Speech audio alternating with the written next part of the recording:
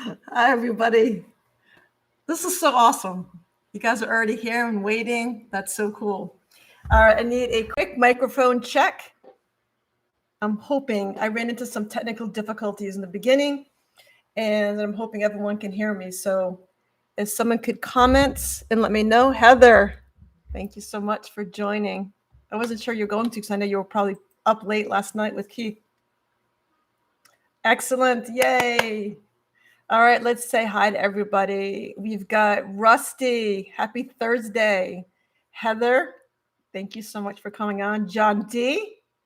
John D he's a subscriber. He doesn't have anything to sell or anything to do, but he actually sent me $100 check as a giveaway to my Ryker Rydes website for you guys to have. So we have an extra giveaway thanks to John D. We have John from Ryker Parking Only. And I want to say a very special thank you to John. He has kind of been forced into the role as my assistant. He lives in Jacksonville, but he's been with me since day one. He does a lot of my marketing for me. And I recently asked him if he could kind of be my assistant. I'm like losing track of myself with what's coming and going, events coming up, and my day-to-day activities. So he's been excellent. Keeps me on my toes when I'm away, my flight plans. And so thank you so much, John, for your hard work and helping me out. I appreciate it very much. We also have Ryker B in the house. What's up? I had a great lunch with him the other day. Thank you so much. Not the other day. It's been a couple weeks now. And we've got Carlos. Hello. And we have, let's see who else on here. Charlene, Pamela, Milton from New Orleans. We got Pamela's from New Jersey. I've got everybody on here. That's awesome. Heather Brown, how you doing? I'm excited. We'll chat for a little bit before we've got 40 people on, 41 people on. So please do me a favor to help me with my analytics. Please don't forget and click that thumbs up. So if there's 41 of you on, 49 of you on, 49 thumbs up, please. Just a little quick click. Thank you so much. Derek, we've got Brian from Virginia. We've got Jay Rutko. I think I already said. We've got hello from Louisville, Kentucky. I said that right? Louisville. We've got the Smyrna Cowboy from Smyrna, Tennessee. Awesome. Preacher on Three Wheels. Hello, hello, hello. DJ Hood, Jim Petit. I don't know, not sure. Def Ryker Rider, how you doing? Good to see you. Good to see everybody on here. Dale from Phoenix. Wow, everybody's on. This is awesome. Ben from Oregon. I love that you guys are telling me where you're from. I didn't even ask, but I love that. Victoria from Wisconsin. Noel. Everyone knows Heather. Everybody's like, hi, Heather. Heather's just as into the Ryker community as any other major YouTubers, but she's behind the scenes and she's just awesome. Well, she's up front with Keith. I don't have the fancy technology as Keith from Rolling on 3. He's too good for me. We've got Sherry from North Carolina. If I missed anybody, I'm so sorry. Catherine from Lakeland, Florida. Holly from Minnesota. And who else? Who else am I missing? James from Phoenix. Gary, I'm trying to get everybody. Gary from New Jersey. Me on 3. From the Valley of Virginia. David. He just got his Ryker bought or got. I'm going to say bought. He bought a Ryker 22 Rally in Ontario. Awesome. Jim from Maryland. I think we said hi. Yes. David, Minnesota, and finally Warm. Yeah, it's finally at the point now where I'm not going to be able to ride. Wow, there's so many of you on here. That's awesome. Thank you so much. Keith, what's up? Let's see. Did I miss anybody? Charlene from Syracuse, New York. I'm trying not to miss anybody. Sharonda, I'm sure I'm pronouncing that wrong. Sharonda Lawson from Chicago. We've got... let's see. We've got Lisbeth from North Carolina. Josh from Missouri. He just got his Ryker. Awesome. Congratulations. I know it's kind of one of those things, like people have been waiting a long time to get their Rykers and Spyders.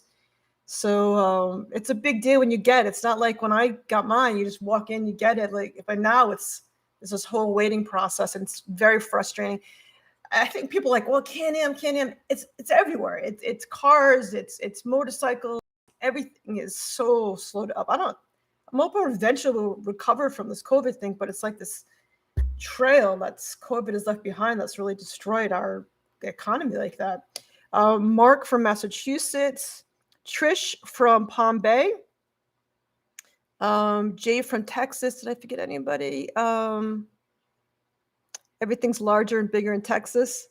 I just spent some time in Texas just for a stopover. Scott Lunn, some awesome from Boston. Scott Lunn, as many of you know, he comes on here. He's just a friend of mine that I went to college with, and he owns a Harley. He just comes on here to support me, and he's in Boston. I'm in Florida, so thank you, Scott. You're a good friend. I appreciate it. Milton, it was like Christmas. Yeah, I bet. All right, Heather from, I think I could go on and on. Mark, let's see. Who else we have? We have Robert Courtney from, I think I'm just going to keep going and going. Robert Courtney from Kingston, New York. Charles Williams checking in from the Chi. I'm not sure what that means. Sorry.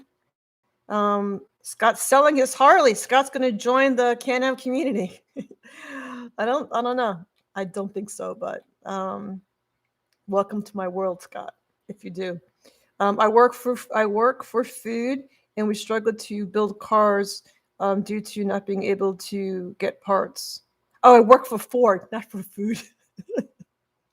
I'm like, oh my God, you work for food. Everybody works for food, I guess. Yeah, you're right. It's a struggle everywhere. Russell Anderson in Chicago. I didn't think you were in Chicago. I thought you were nearby, Russell. Let's see. We have MSROC 61 from Sacramento, California. Oh, Chicago's Chi. Okay, thank you, Charles. And Ken Allen. How you doing, Ken? Russell Anderson, not in Chicago. Okay. Rolling on 3. Hello. Hello. Thank you for joining me. Popping in, saying hi. Let's see. All right, we got Carlos from Alabama, and let's see. Awesome. I think I hit everybody. If I didn't, please don't take offense. So I think I got everybody. So if I didn't, I apologize. Okie, love the Okie weather. Let's see. Steve says, been told. Steven, I'm sorry. You'll still get a couple months of riding in, though. Trish Schaefer says, I was one of the first Rykers here in Palm Bay and Melbourne area, and Beth was and still is my go-to for Ryker knowledge. Thank you. Love your video info. All right, so I think it's important to reiterate this, and I do this every once in a while, to let people know I am not a mechanic. I cannot stress that enough. A lot of times people call me with the most detailed mechanical questions, like, "Oh, this is making noise. Can you tell me what it is?" And if it's happened to me and I've experienced it, I'll give you my opinion on it. But I am just like you guys, playing around on the bike and doing some work, and I have fun doing it. And so that's kind of how my whole channel started, was me going through the manual, going through the shop manual, and trying to do stuff on my own. And I put it out there thinking, okay, if I can do it and I'm not a mechanic, you guys can do it. So that's been the whole purpose of my channel. But I think people think that I'm an official CanAm mechanic and I can fix anything and they can come to me with broken handlebars. And so if I can help somebody, I will. But by no means don't kind of just go what I say as gospel without taking it to your dealership and have an expert look at it. But so I don't, people think I'm an expert, but I'm not. I'm just having fun with my bike. So, oh, thank you so much. Wow. Thank you, Bill. Or Be Will TV. Hello, Beth. Hello, everyone. Thank you so much for the donation. I really appreciate that. Thank you. Anyone around running with no fenders? There's a lot of people that take the fender delete and they take their fenders off. I think I like the look, and I think it looks really rugged. I like it without the fenders. I just don't like to ever ride behind somebody that has no fenders. Thank you, Heather. Thank you so much. So I like being, I don't like riding behind someone without fenders because it kicks up so much dirt and rain. And also, like, if you're riding and you don't have a fender, especially the back fender, well, both fenders actually, prepare to get dirty. If it rains, you're going to get stuff on you. So, but I think the look of it's kind of cool. But for me, especially my front fenders, I have those fender lights, and those light up my bike, and I would never change that for anything. I love those fender lights. It's all about, for me, it's all about being seen without looking too much like a clown car, so to speak. No offense if that's how you have your bike. I love people's different rides, but for me, I don't like it all lit up and spinning around, and I just like a little light, subtle, to kind of bring attention to me. We got CanAm in the house. Mystery CanAm person. We never know who it is, but welcome to the chat. I appreciate it very much. We got Black Ice. What's up? I've got I've got some new people on here, so I really appreciate you jumping on. You know, it's weird. I don't do live chats that often, so I get a little nervous before I come on here. It's crazy. I have all these, not rituals, but you know, I got on about an hour ago just to, you know, make sure there's no kinks. I've had issues before, so I wanted to make sure there were no issues getting on here. And my computer was like, microphone not working, camera not working, cannot go live. And I am in like panic mode, like, oh my God, I've got exactly 58 minutes until this goes live. And I've already postponed it from last week, having just gotten back from Boise, Idaho for the training. And so I was just so exhausted and not mentally prepared to kind of figure out how to randomize everything from my website. So so when in doubt, you just restart everything, and it kind of brought everything back to life. So luckily it worked, but I go through this like panic before I do these chats. Like, it's crazy. All right. So what else am I missing here? All right, so we've got 77 people on here. Please hit the thumbs up, hit the like button. I'd really appreciate it. I've got 34 likes and 76 people watching. So just take a second, because it really helps with analytics. YouTube likes that stuff. It shows that you're actively participating when you hit the like button. So let's talk about the giveaway for a second, because that's why we're here, right? So the giveaway, we've got some great prizes. I'm going to go through them really quick. And this time what I'm doing is all of them except for one is good for either Ryker or Spyder. So if you're on here and you have a Spyder and you happen to win the one that's for the Ryker, maybe we can switch with somebody else, or we'll figure out a way to do it. But everything else on here is good for Rykers or Spyders. So in no particular order, we have Baja Ron. Everybody's been so nice, but he's graciously donated $200 gift card to anything on my site that I sell. So, and there's a lot of stuff on there. So for example, if you have bought your links and you're thinking about, you've always wanted to upgrade to the Sawyer bar, and now's a good time to do that, or the shock adjusters on there, if you weren't sure about it, this is, you know, free money, so you can kind of do whatever you want with that. Or if you want to swap out your links, you had black links and now you want red links. I don't know. So there's $200 gift card to Baja Ron. And again, this is all stuff that I sell. It's to bring, the whole purpose of this giveaway is to bring attention to my new channel, my new website. So I've been selling on Etsy, and I've done very well on Etsy, but they really raised their interest, their kind of their fees for me, for everybody. And it just got very expensive to be on there. And also, I was getting kind of too many products, and it really looks more professional to have an actual website. So the website was a long time making. So I'm trying to draw attention to the website and bring people to that. So these are all things that I sell on my website. So we have the Baja Ron $200 gift card. We have Bohn Armor. And if you're not familiar, I've got some props here. If you're not familiar with Bohn Armor, hold on. Bohn Armor is one of my favorites people that I work with that I've been doing reviews for her, for Kristen at Bohn Armor since my channel started. And she's been so supportive of my channel. So I love just kind of doing anything. And she's always so gracious with donations for my channel when I do giveaways. So this is, I don't know if you can see it. So this is a summer riding shirt. It's great for the summer. And if you can see, it is totally mesh. The whole jacket is mesh. And then there's just spots for the CE level 2 rated armor. So it has armor for the shoulders, armor for the arms, the elbows, and also has the very big CE level 2 rated armor for the back. So this is I always ride with gear. That's just my personal preference. And this is really my year-round jacket here in Florida.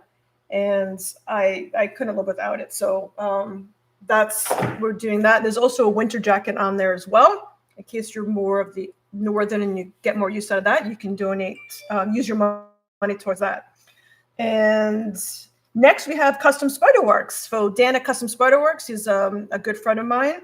And I also have this on my website.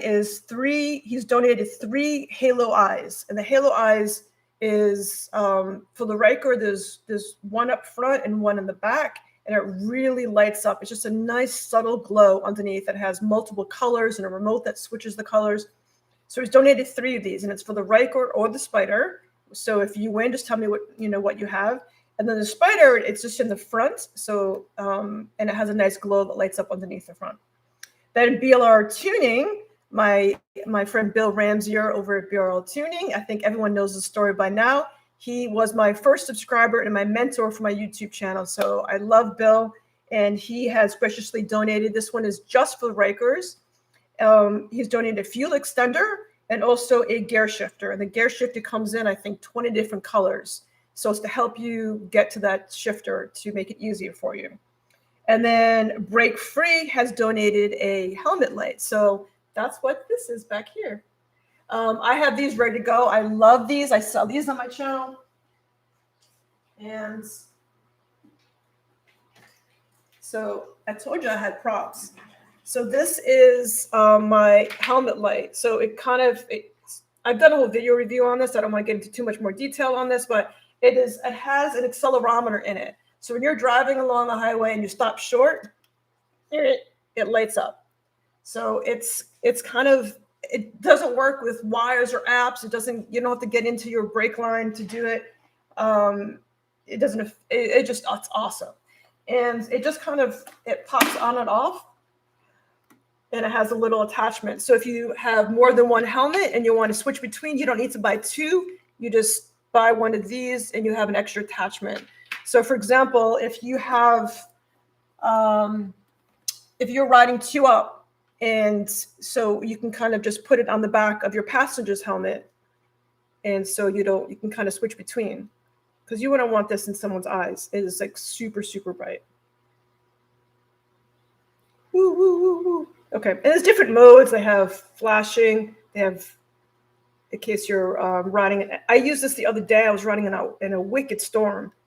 And I had it on flashing mode to kind of let people know behind me. Anyway, I love this product. It's great. So enough about that, but Break Free has donated one of those as well. And also we have another donation, butt buffer seat cushion. This is very thin, very low profile, and it's made with I think it's a polymer gel inside of it. And it's the same gel that they use in hospitals to avoid getting bed sores for patients. So this is a really cool giveaway as well. And it comes in 2 sizes, one for the Spyder, which is a little bit bigger, and one for the Ryker. So if you win this, just let me know which bike you have, and I'll make sure you get the right size. And then lastly, we have the $100 gift card that John D donated to the channel, which I was so sweet and so unexpected. And that is that's for anything on there. So if you want merch, if you want a butt buffer, if you want anything from the channel, is a $100 gift card for that. All right. So am I missing anything in the chats? I haven't really been paying attention. The Hummer Light is awesome. From Rusty. So again, you know, I'm trying to promote my website. So if there's anything that you see here, it's everything that we're giving away. If you like it and you want to buy it, you can get it on my website. And thank you all who have already purchased stuff on my website. As I mentioned in the giveaway video, you get 10 extra entries, or you have gotten 10 extra entries in today's giveaway. So it really kind of boosts you to try to win something else. Hey, Wendy, Mama Mac in the house. Mama Mac won last night too. Mama Mac's a lucky girl. I love it. Charlene, she loves her helmet lights. James says, woohoo. Let's see. All right. Someone asked how they could enter. Unfortunately, it's closed, how to enter. Thank you, Heather, for pointing that out. So the contest has been going on for 2 weeks. It's been on, I posted all over Instagram, all over YouTube, but it's closed because I had to put all the names into a randomizer, which actually John did for me. And there's quite a few, there's 282 entries in there already. And with all the people that bought and got 10 extra, so it's too hard to enter it now because all the names have already been entered in the randomizer. And the randomizer that I'm using is called commentpicker.com. And that's how I do it. So it's totally kind of, I'm not choosing friends or family members or anybody else, but so thank you, Heather. You're just awesome. So yeah, Heather posted a link where you can buy merchandise or anything. I see a lot of, so yeah. So RykerRydes.com, that is the website. So it's the same spelling as my channel, RykerRydes.com. And also, I forgot to mention, I was talking about my website. On the website, this is my favorite part of this. I list anywhere in the country I'm going to be. Sometimes I'm visiting family in Rhode Island or family in Pennsylvania. And if I'm there, I'll post that I'm going to be in town. And if we can meet for a cup of coffee, or if I can get a bike to ride, if we could ride together. So I've had a lot of luck with that. So having this on the website is, I posted as soon as I know I'm going to be somewhere. I think my next trip is going to be to Virginia. I'm going in. There's a dealership there that's hosting me and that's flying me in to do a Ryker Rides Day, which is so cool. So anyway, anywhere in the country I'm going to be. And then I'm going on, this is like a life-changing trip I have coming up in July next month. So close. I'm going to be going to riding from South Florida to South Dakota. And there's going to be a 3-wheel rally there. I think CanAm is also potentially going to be there. If not, I know they're a sponsor of the rally. So I'm going to be there, and we're riding the whole way. We're not trailering. We're not doing anything. So as much as I can post my ride, I would love if people join me, like jumped in for an hour or two and rode with me. And then, you know, if they don't want to ride the whole way, if they want to ride the whole, I think that'd be so cool. So I'm going to do my best. There's Frisbee. Frisbee. Hi. Come on up, Frisbee. So I'm going to do my best to post all my ride, like my travel of how my itinerary. So if you're in the area, that would be so cool. I don't know how we're going to arrange it, but we're going to try. All right. Charles Smith asked if she needs to be present to win. No, definitely you do not need to be on here to win. If I have everyone's emails from the thing, so from the entry forms you filled out on the website. So if you win and you're not present, no big deal. I am going to email you your prize and your information. So absolutely you do not. Alrighty, let's start. Right? Or do you guys want to talk about Ozarks and all these other cool shows? What's the other show? I don't know. I'm into like Netflixing now. I'm like obsessed with Netflix. Okay, let's get started. You guys ready? I'm gonna pick. I think the first prize I want to do is John D's $100 gift card. I just think that was the sweetest thing. So we're gonna do that. I have on my. Unfortunately, you can't see it because I'm not computer savvy, but on my computer I have the website called commentpicker.com, and I'm going to do the first drawing. So here we go. The winner of John D's $100 gift card to RykerRydes.com, and this is for anything on the website that you want, anything at all. And here we go. Hold on a second. Technical difficulties. Big technical difficulties. Why does this happen? Hold on one second.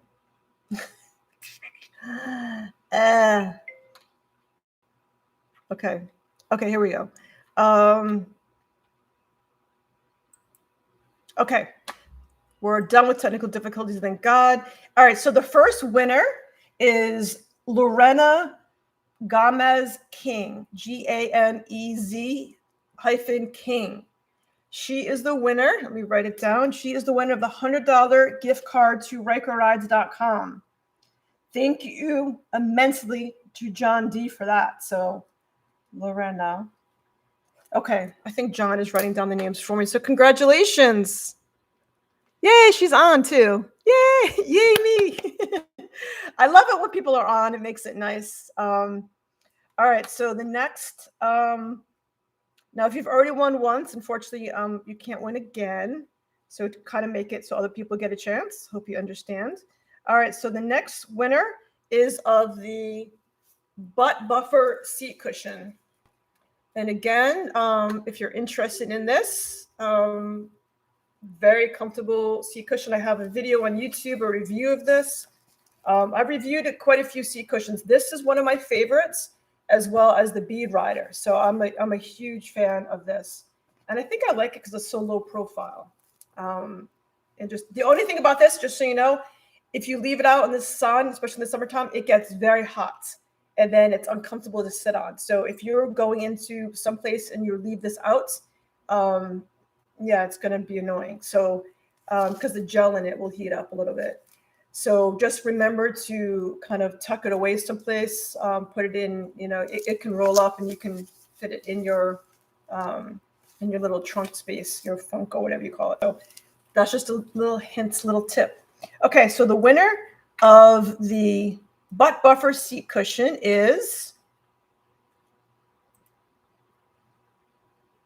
let's see, it's mixing it up, Travis Mesko. So Travis, last name Mesko. Are you on here? So you won the butt buffer seat cushion. Congratulations, Travis. Next, let's see, Brian from Maine. Yay. All right. All right. The next one is going to be, this is my favorite. And I've talked about this. I cannot stress this enough. How amazing this product is. I feel like, let me talk for 1 second. I know everyone's anxious to kind of go on with the prizes, but the reason I love this product, it's all about safety and it's being recognized while you're on the road. And the CanAms have amazing engine braking, with especially the Ryker with the CVT. And I've been in group rides where I just take my hand off the throttle and just kind of roll it to a brake, and people behind me going, "Okay, can you use your brakes so we know?"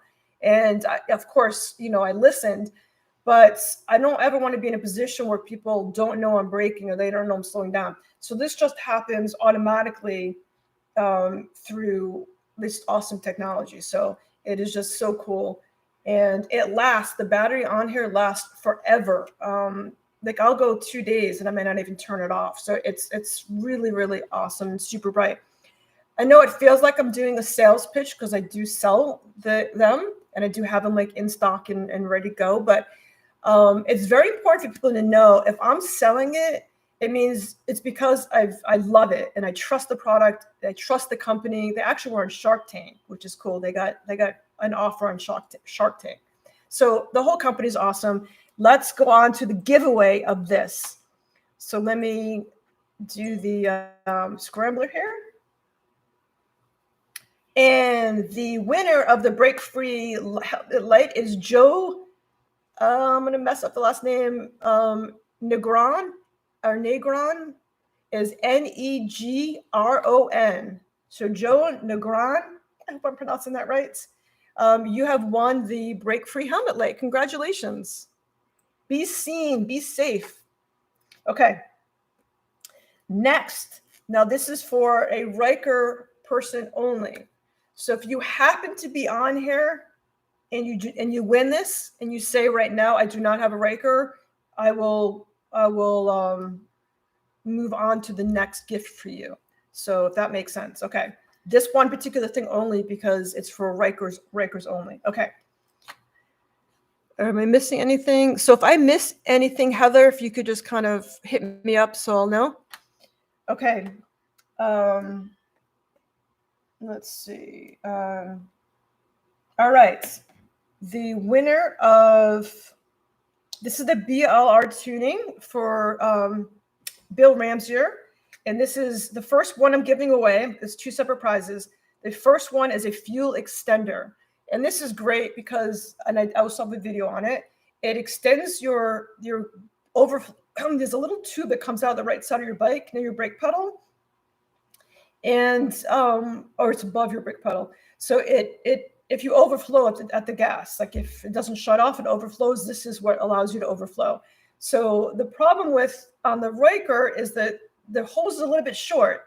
So if it overflows, it gets on the plastic of your bike. And if anyone's done that, it stains it and it's miserable and the tears are shed, curse words are said. It's horrible. So this totally alleviates that, which is great. So the first winner of this, of the fuel extender is, wish you could see it's cool to go through. Mama Mac. Mama Mac in the house. So Mama Mac, do you already have this? So I know that you're watching. So Brian says, I didn't see a link for your website in the video description that would help promote the site better. I've been promoting the poop out of this site, but I'll do it again.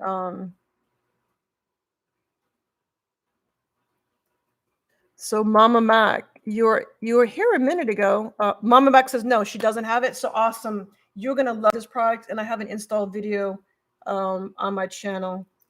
So I'm typing in my website. Thank you so much for letting me know about posting the website. All right. So Mama Mac, congratulations. That is awesome. And so the next winner is the gear shift extender. Again, please let me know if you win this and you do not have a Ryker, let me know if you're on here watching. All righty. All right, Cheryl. So bad with names. Cheryl's last name is Siragusa. Siragusa. Siragusa. So Cheryl, you are the winner of a gear shift extender to help you shift your Ryker more easily. And again, this is all stuff on my site. It comes in, I think, 20 something colors to match whatever theme that you have. So I'm going to wait a second to see if Cheryl's on. I don't think, Heather, did you see a Cheryl on here at all? I don't think so. So I'm just going to continue and move on. So congratulations to you guys. Okay. Next, my man Dan at Custom Spyder Works has donated not one, not two, but 3 halo eyes for either the Ryker or the Spyder. So this is good for everybody. All right, so the first winner of a halo eye, and again, if you don't know what that is, it is on my website. And it's just a beautiful underglow. It's plug and play, has a remote. You can make it so it has disco and goes through all the colors. You can change it so it's dim or bright. You could do, it's just awesome. But before you put this on, my little disclaimer is make sure that you've checked with your local law enforcement to make sure that underglow lights are legal in your states. I don't want to hear a complete, well, Beth from Ryker Rydes said it's okay. Okay, so let's do the, let's see. Okay, we're going to do a Halo Eye. So the first winner, we have 3 winners. The first winner of the Halo Eye is Stephen or Stefan. I'm sure it's Stephen. Stephen Papp. P-A-P-P. Congratulations. I will email you, and you can just let me know if you have a Ryker or Spyder. If you're on here now and you want to let me know, that's cool. All right, and then I'm going to pick, we have 2 more names to pick for Custom Spyder Works. The next one is Demarco Coleman. Coleman. Heather, let me know if I'm doing a name twice, because I'm not writing it down because I think John is doing that for me. So if you hear a name mentioned twice, we'll pick another name so we get somebody else. All right, so Demarco Coleman, congratulations for your Halo Eye. The next winner of another Halo Eye is Jim Lawburgh. I'm so bad with names. What is wrong with me? Lawburgh. Jim Lawburgh. Lawburgh. Are there any, is he on here? I don't think so, which is okay. So Jim, you are the second winner of a Halo Eye. And now the third and final winner. Okay. Is, let's see. Are we, that name I know we've done again. Someone's lucky you won twice, but I'm going to go and hit it again. Patrick Buck. B-U-C-K. Patrick Buck. If you you have won a Halo Eye for either the Ryker or Spyder, I will have your email address and I will email you and you can let me know what you have. So awesome. Congratulations. Next, we have Bohn Armor. So again, this is a $100 gift card to, I have 2 jackets on my site. So if it's a winter jacket and a summer jacket, so you can put $100 towards either one of those. And let's see what we get. All right, so this again is for the Bohn Armor $100 gift card. Is James Newton, Newton. Congratulations, James Newton. I don't think that name was called earlier. Is James on here? I love when they're on. It's kind of fun, but it's not necessary. All right. Oh, Patrick Buck is on here. That's awesome. Congratulations. That's so cool. All right. Now we have one more giveaway, and that's a $200 to Baja Ron. Again, this is for anything that I sell on my website, which is anything for the Spyder, anything for the Ryker, all makes, all models, all years. And if you have a Spyder, he's actually coming out with, I think within the next 2 weeks, he's going to be coming out with it's actually a 3-piece system for the Spyder versus the way they have it now. So it should be an easier install. If you want to wait and apply it then to his new like 2.0 sway bar for the Spyder, you can wait till then as well. But it's a $200 card, $200 gift card to anything on my website from Baja Ron, including shock adjusters for the Spyder, shock adjusters for the Ryker.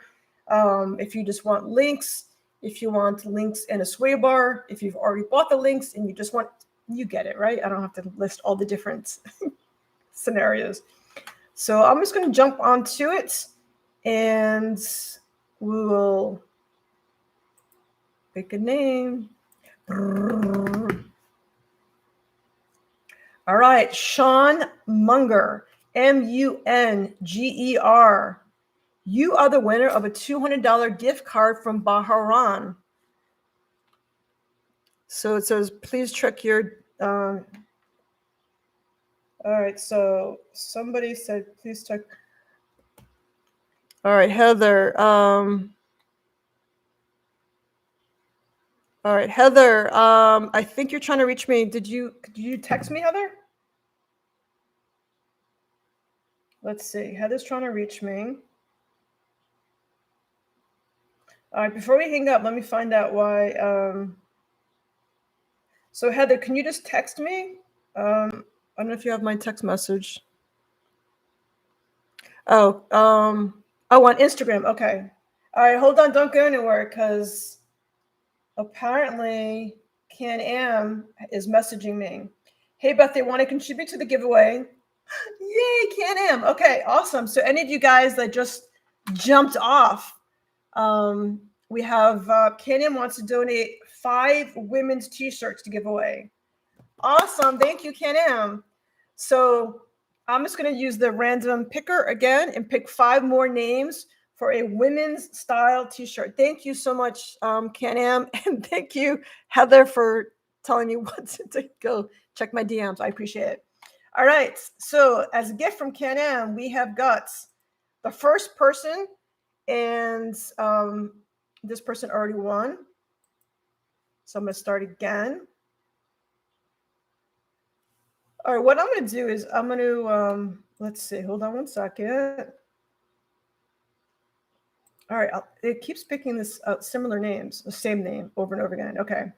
I'm trying, I want it to be, so I'm trying, all right, Laurie Davis. There we go. Laurie Davis, winner number 1 of a women's CanAm T-shirts.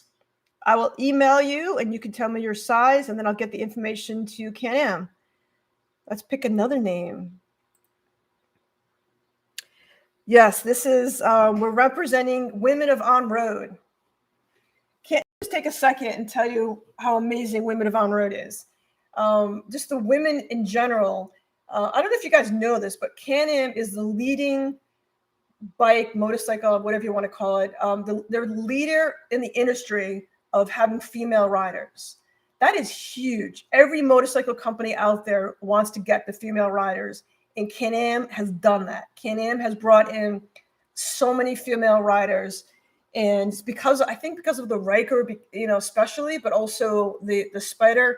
A lot of women were, I don't know, hesitant because of 2 wheels, and somehow they marketed the women, and they really did a great job. So congratulations to CanAm, because I'm so proud to be part of this movement where, like, I've gone to these women-only rallies where it's only women can ride in it. There are different things going on, whether fundraisers. And the amount of women riding together, there was one in Jacksonville, and I did a video on it. It makes me cry. There's like, I don't know, hundreds of women riding at one time. And out of all those bikes, I would say probably 60%, 70% were all CanAms. And it was just so cool to see women out there riding. If you go back 20 years ago, 30 years ago, there's no women riders. I mean, it's crazy how far we've come. So that's awesome. That's really thanks to CanAm. So much appreciation, much love.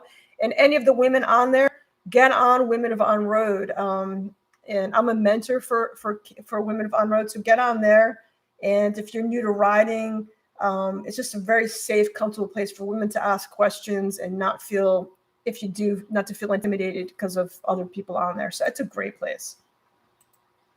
All right. So another winner of a women's CanAm shirts is, I'm trying to actually find a woman on here. Doesn't have to be a woman, though. Could be a guy. All right. This happens to be a guy. Feel free to give it to, you can wear it. We don't judge here. Is Jeff Strauch, Strauch. You're the second winner of a women's CanAm shirt. And let's see, number 3 is, all right, David Turner. We're getting a lot of guys on here. David Turner, if you haven't won already, you are a winner of a women's CanAm shirt. And I will contact everybody. The third winner is Shita Bernard, Sheta Bernard. So that's number 3, I believe. Number 4 is, let's see, I definitely pulled that name already. Let me pull another name.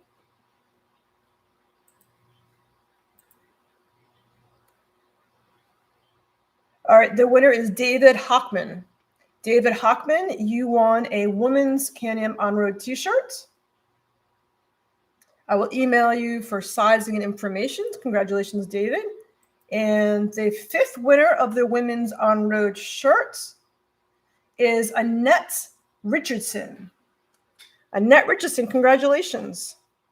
So CanAm, I am still on my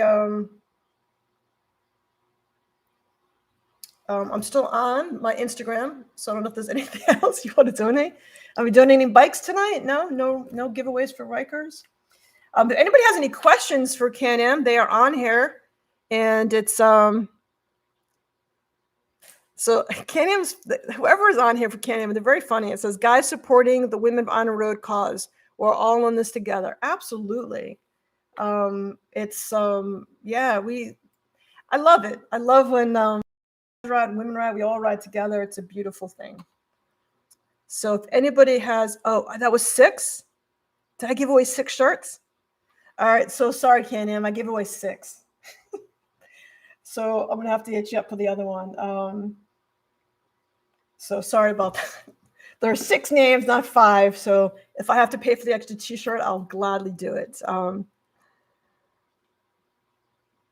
So yeah. Oh well. I'm sure they're okay with that. Meet the Ryker. Okay, DJ Hood says, make the Ryker in a turbo like the snowmobile. These are good tips for CanAm on road. The extra one for good luck. Thank you, CanAm. Rusty has a question for CanAm. When will the secure key chips for the 2022 Rykers be available? That's a good question, CanAm. So I don't want to kind of get into too many details about that. But Rusty did have that question for you, CanAm. If you want to answer it, please feel free. Of when the new keys come out with the correct chip information on there. Then we have so Janice says, how to remove the 2 people riding from the screen. The 2 people riding from the screen.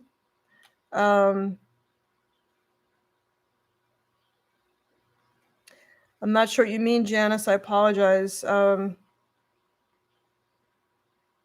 here's this is really cool. I saw this last night on Keith's thing. I'm going to put a poll out. This is cool if you guys want to play. This is you can do these really cool polls. I saw this last night. When can I start teaching the rider course? That's a great question, John. So again, I keep all my props here. Yay! I'm so proud of this. I wear this to the grocery store. That's how proud I am of my accomplishment. The reason why I'm so proud of my accomplishment is it's been a long time since I've been in school. It has been a long time since I have had to sit in a classroom and be someplace at 8 o'clock in the morning and work through lunch and go to 6 and then have study sessions at night and have homework. And so it was 8 days intense, no days off. And I was able to kind of borrow a Ryker at nighttime. Thank God it gets dark out super late in Boise, Idaho. The sun was still shining at like 9 o'clock at night. So to answer your question, John, the course, the 3-wheel certification technically doesn't exist as of yet. It is something that has to go through the red tape and the final stuff.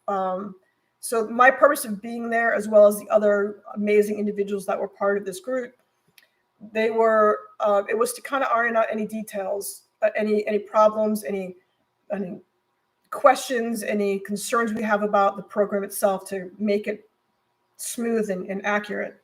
So as soon as it goes live, which should be in a few months, then as soon as that comes, then I'll get my official certification, and then I'll be able to start teaching. I cannot wait. I'm super, super excited. So all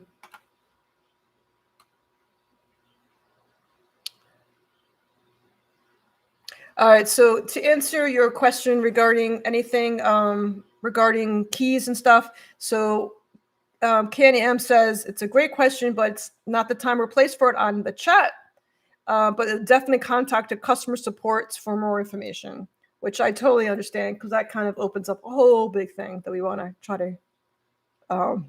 Yeah, imagine having me as your riding coach.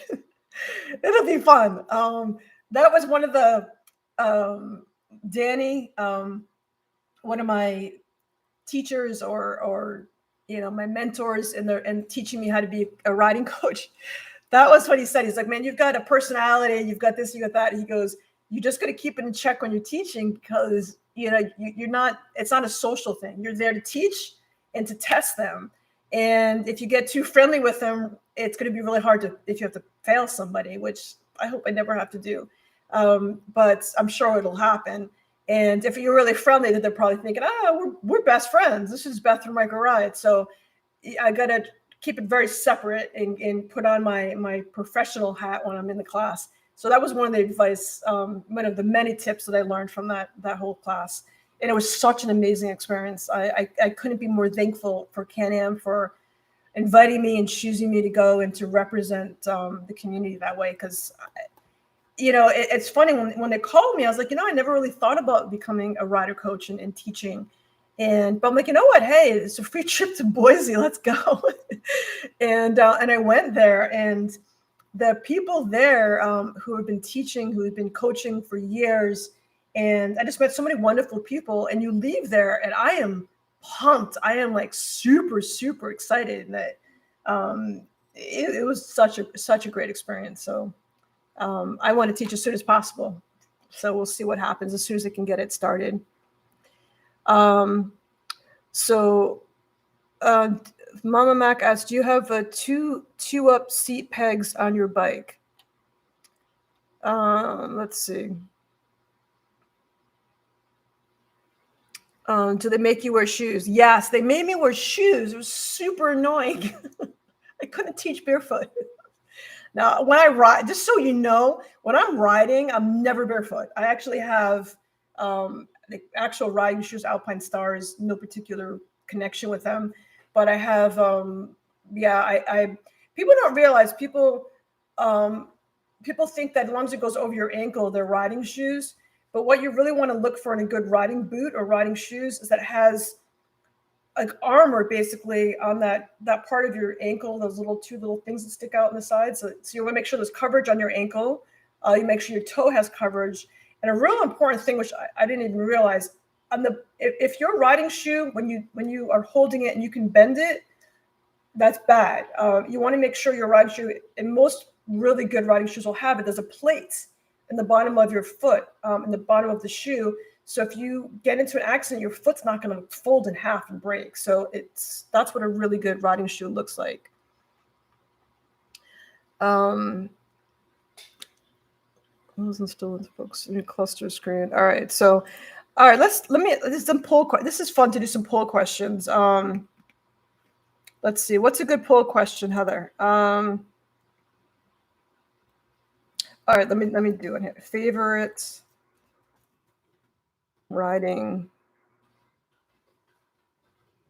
location. We'll do city or country. All right, so I'm gonna put a poll up. So this is just kind of goofy stuff. All right, so what's your favorite riding location? Do you prefer like city, riding around like New York City, or do you prefer more like country roads? Which I think is a pretty obvious question, but where do you go? That's a good question. Can I have two polls going at one time?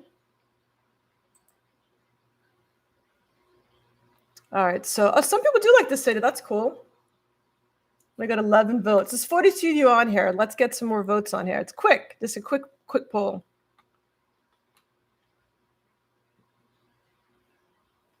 All right. Oh, you were keeping track for me, Heather. You like that was number 6. I still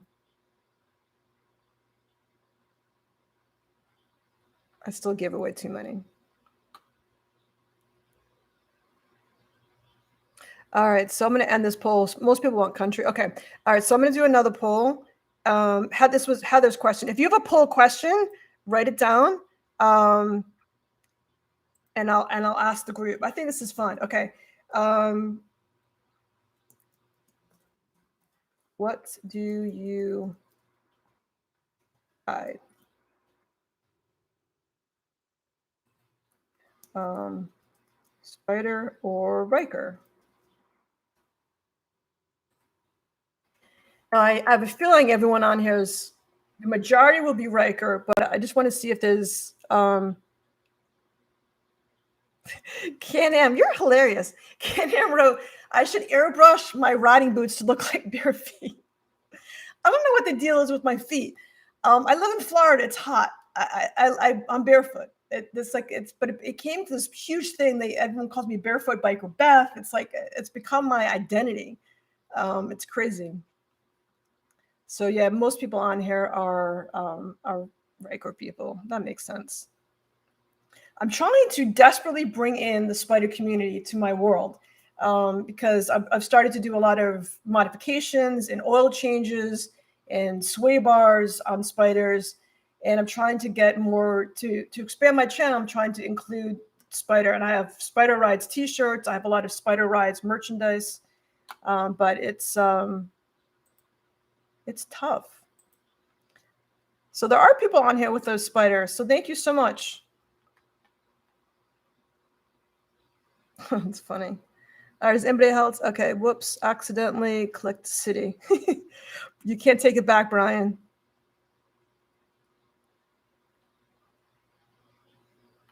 All right, what's another good poll question? This is cool.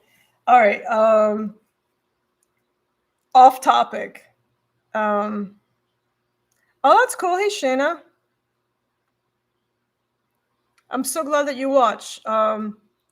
Pegs or floorboards? That's a great question. I recently put let's see. I'll have to end the poll. Okay. All right. So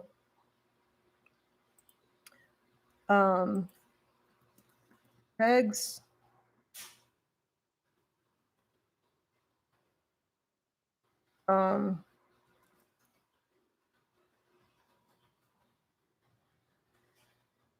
I have had all dressed potato chips. That's my favorite. I know they're from Canada.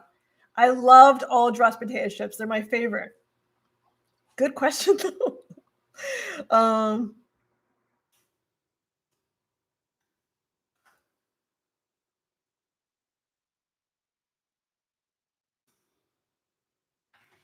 All right. So I'm going to do floorboards.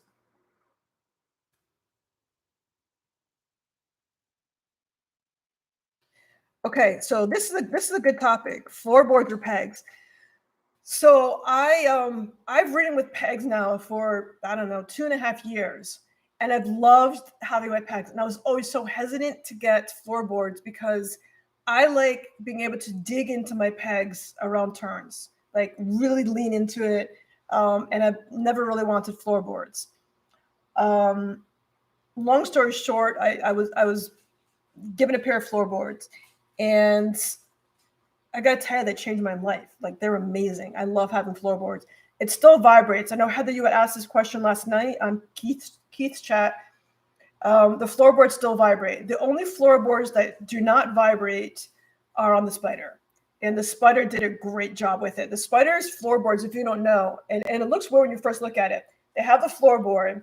Then there's a floating piece of almost, I think it's rubber that's on top, and it's literally floating. So it looks like it's something wrong, like it's not connected right, but it's floats. So it's kind of on top a little bit.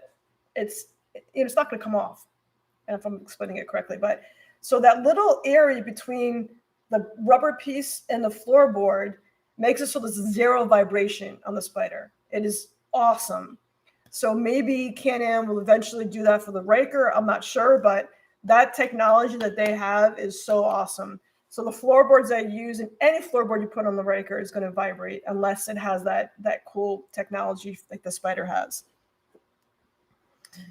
Let's see.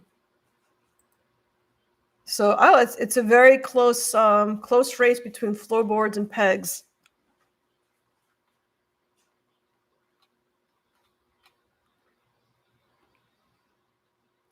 Yeah, I love it.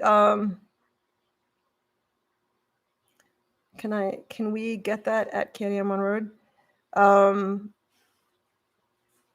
All right, Keith Wilson wants to know. Good question, Keith. All right, I'm going to end this poll. The polls are only up quick, so make sure you vote quick. All right, 2 more seconds for the floorboard poll, and then I'm going to do my next poll is going to be a question from Keith Wilson. Upgraded stock sway bar or stock? That's a great question.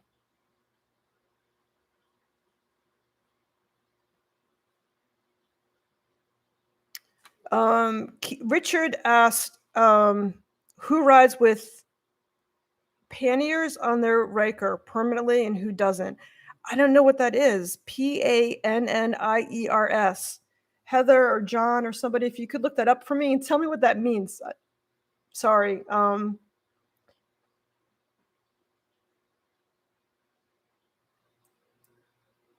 right.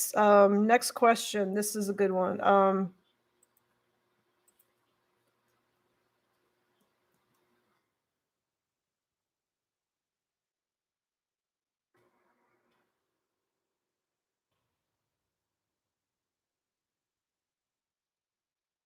Our next poll question is sway bar. You guys are so cool for hanging on. I appreciate it.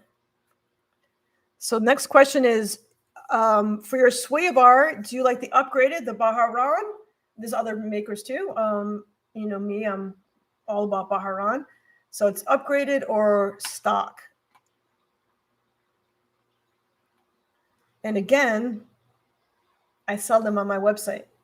So if you're looking for sway bars for your CanAm Spyder or CanAm Ryker, I sell all the kits on my website. So I get this important to clear it up. I like being transparent. People ask me, why would I buy from you? I can just buy directly from Baja Ron. So basically, you can buy obviously wherever you want, but it's the exact same price. Baja Ron has, and which most people do, there's the maximum you're allowed to charge or the minimum, so we all charge exact same price. You're not going to find a sway bar cheaper from anybody else. We all charge the same price. So the only difference between buying from me and buying from Baja Ron is you're supporting my channel. Very, very open, very transparent, very honest. I make a small commission every time you buy from me on any of my products on my website. And the delivery time, especially from Baja Ron, is literally, if you put the order in like a Monday through Friday during business hours, it ships out the next day. It's super fast shipping, and that doesn't change. The second I get the order, even if it's 2:00 in the morning, I send it off to Baja Ron so he gets it first thing in the morning. So the warranties are still the same. Customer service is still the same. Everything is the same. You're just literally supporting my channel and helping me try to make a living at this, which is my fantasy job ever. This is like the coolest job I've ever had in my entire life. So thank you for allowing that to happen. And without you guys, it's not going to happen. So I appreciate it. Okay. So do we ever find out what, all right. All right. So, CanAm. So we did find out it's a saddlebag. Oh, that's a good question. Okay. All right. Thank you guys for helping me out. Okay.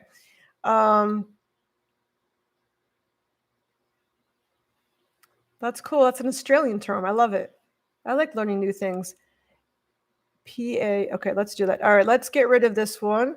So we have a lot of people that have the stock, and we have a lot of people that have upgraded. Quick question. I'm going to do one more poll with the regarding sway bar, and I want people to be honest. For upgraded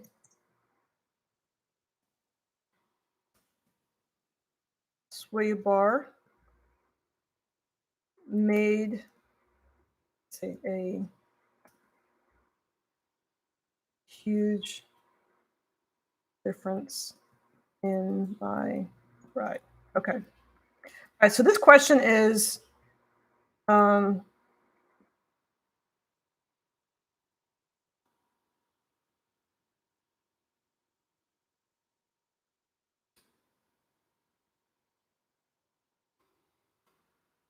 okay. Hopefully I worded this properly. So this poll question is, do you, if you upgraded your sway bar, did it make a humongous difference? 100%, it was the best, one of the best purchases you've ever made, or nah, it's kind of a waste of money, not so much. So just kind of, I'm just kind of curious if people think it's worth the time, the money, the energy to put in the sway bar. For me, because I'm selling it, so people think that if you remember, my video came out talking about how much I love my sway bar from Baja Ron. Mine came out, my review of it came out probably 2 years before I started selling it. So my review on it is crazy honest. But I sell it now, so obviously it sounds like it's a sales pitch, but it really does make a huge difference.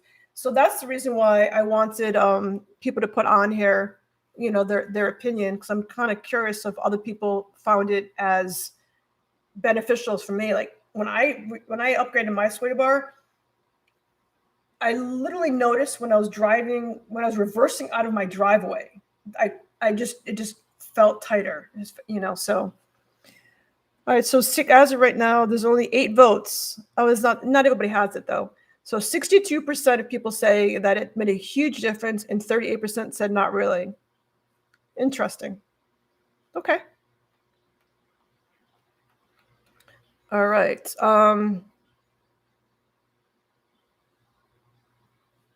It says if you don't answer the poll, blocks the feed and you can't minimize it. Oh, I'm sorry. Oh, here's a good question. CanAm wants to know. You guys got to vote quick because I'm on to the next poll. So I think we're done with the sway bar. Now the next one is a CanAm good question. Is windshield yes or no? That's a good question.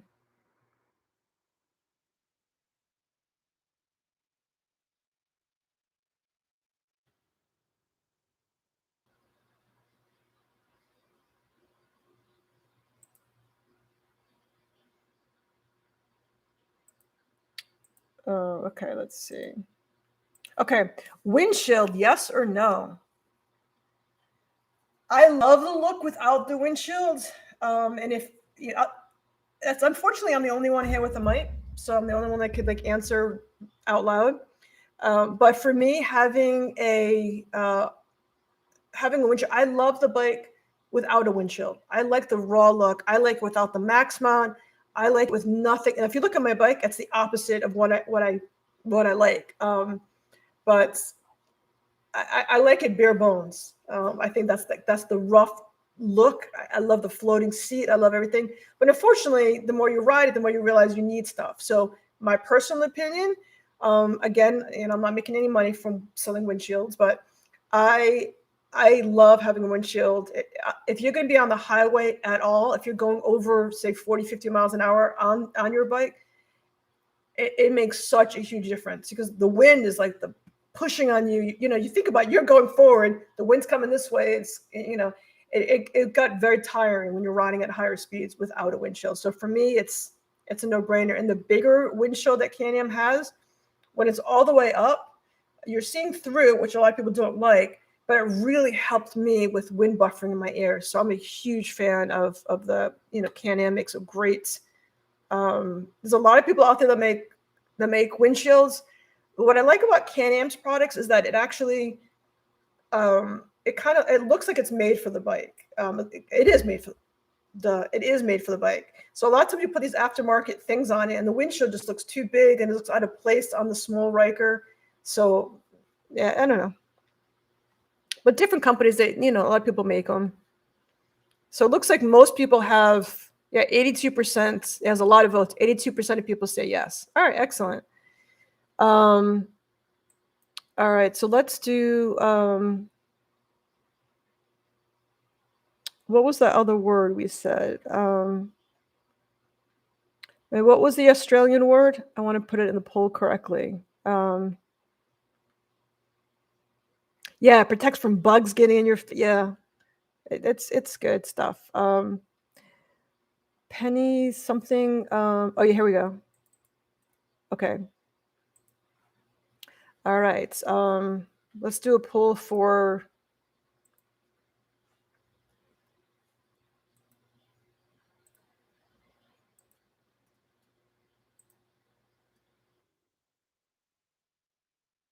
All right, who has saddlebags?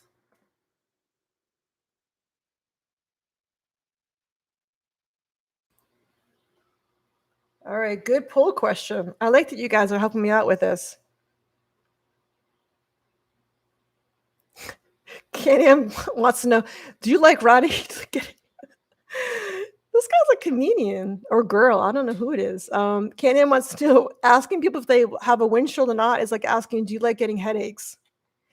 Yeah. But that's not true, because if you're riding just around town, zipping around town, not having a windshield looks cool, I think. But the question is, I don't want to do another windshield poll question, is when you have your windshield, I will do it because I'm kind of curious. Oh wait, hold on, I didn't do this.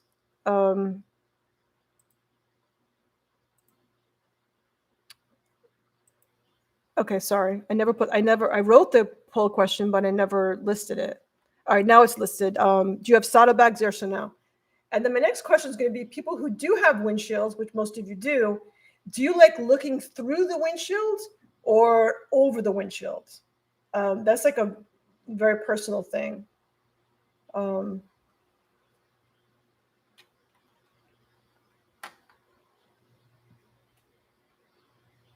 I thought, so CanAm says, do you prefer saddlebags or panniers? I thought panniers were saddlebags. Am I confused?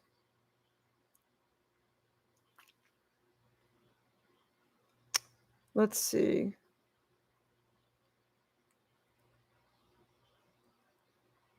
Oh, if you don't want to see the poll, Sheeta B says the little dots next to the poll box, you select those and it will close the poll if you don't want to see the poll. Thank you. This is my first time doing polls. I saw it last night on Keith's chat and I thought, I'm going to try that. It's cool. Heather has to put her laundry in the dryer. She'll be right back. Thanks, Heather. So Ryker B says he misses his adventure windshield, but he loves the MTX audio with a smaller windshield. I still get more bugs on it than me. Definitely. Keith says over. Yeah, Keith likes to look over the windshield, never through it. That's the proper way. Yeah, John from Micro Parking Only says, your eyes should always be just over the windshield, never through it. Yeah, I get it. I know, Dale, you're lucky with because yours comes with the hard bags, right? So for one of my trips, CanAm let me borrow, which was awesome. This was last year for my ride to North Carolina. They let me borrow the Sea to Sky CanAm RT. And that, like, not only did it have the bags and everything included, but it actually came with matching suitcases. It was just, and the suitcases were nice too, with the bright yellow on the inside. It was very, very cool.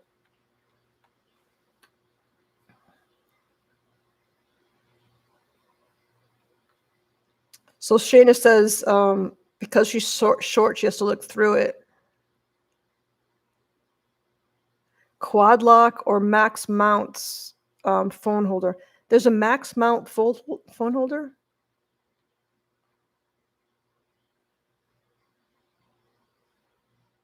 Yeah, I looked through mine. I know that's bad, right? I looked through my windshield. I'm not proud of it, but is it really like I have like sensitive ears, I guess. So when my windshield is down and it hits me in a certain way, like windshields to me is almost like buying shoes or a helmet. Like it's so personal because if you have it, if it's too low, the wind kind of the buffering in my ears kills me. I hate it. So when I have it all the way up and I'm looking through it, it really helps me with the buffering. But um, it's hard to keep it clean a lot of times when you're riding. So you're kind of, I don't know.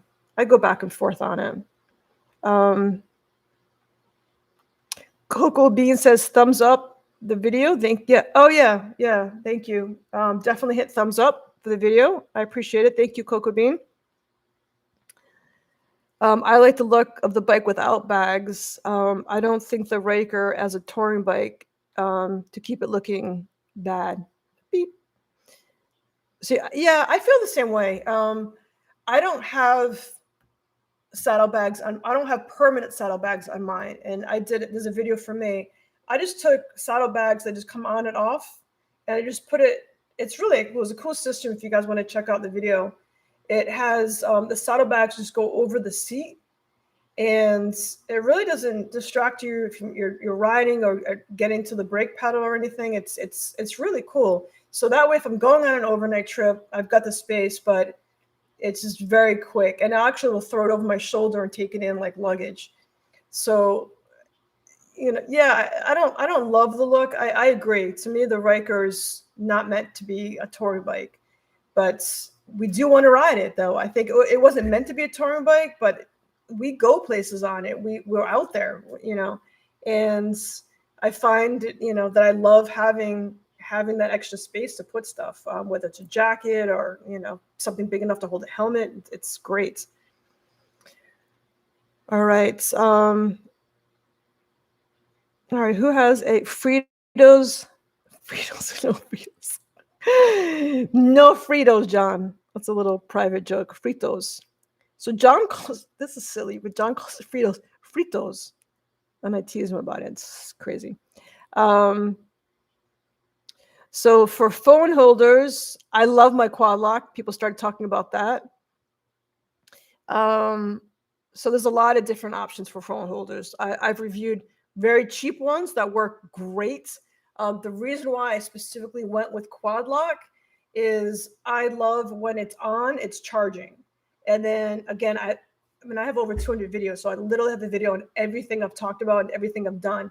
So on the quad lock, I have it set up with this a wire that comes out of it that goes right to the USB port in the glove box.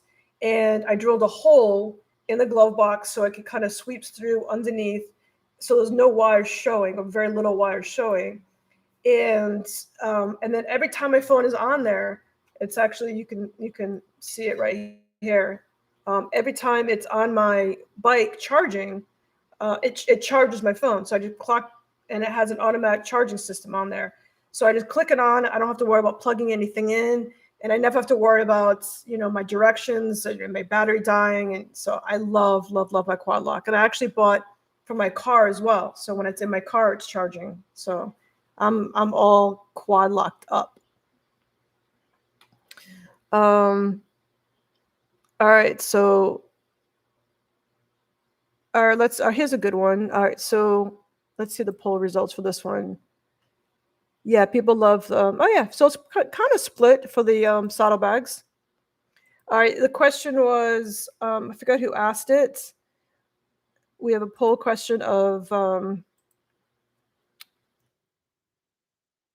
was going to do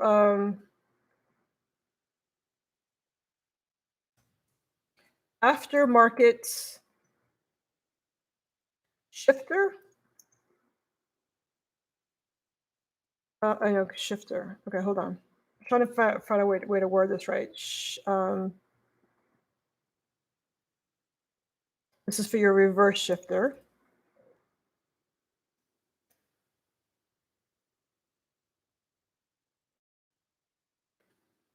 Aftermarket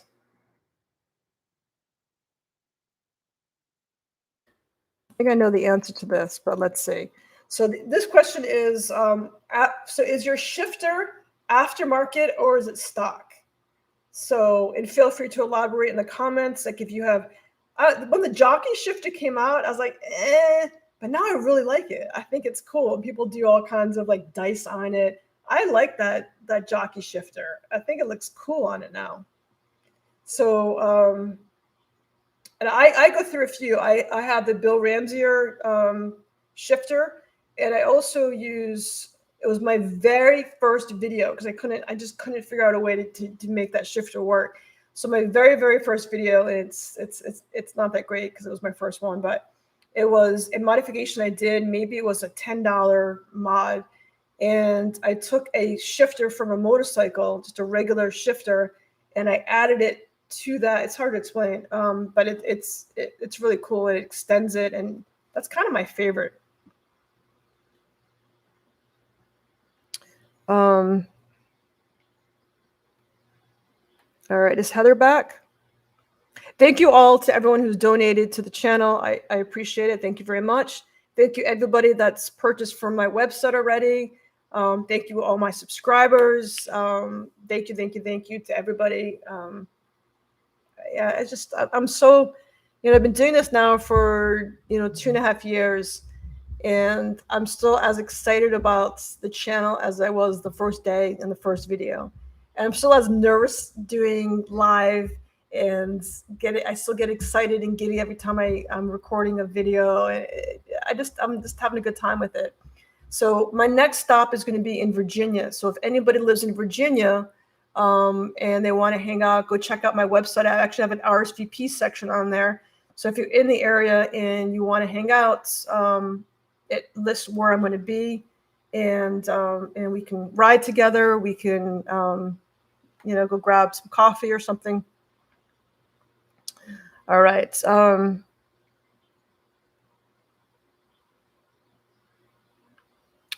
Thank you, Heather. You said my lives are fantastic. How many lives do I have? 9 lives? That'd be cool. Yeah, I do. I guess I like my life. I'm very happy. I've made some big changes in my life. I recently got divorced. I kind of went off on my own and reinvented myself. And I'm in a great spot and working on, starting my own business for the first time and doing my own thing. And it's been a powerful and empowering experience. And I'm just loving life. So thank you for coming along for the ride. All right, let's see. I'm 7 miles from the state line. All right, Heather, you got to come. What city in you're going to ask me? Let me check on my website. So let me grab on the website real quick and I'll tell you. Hold on.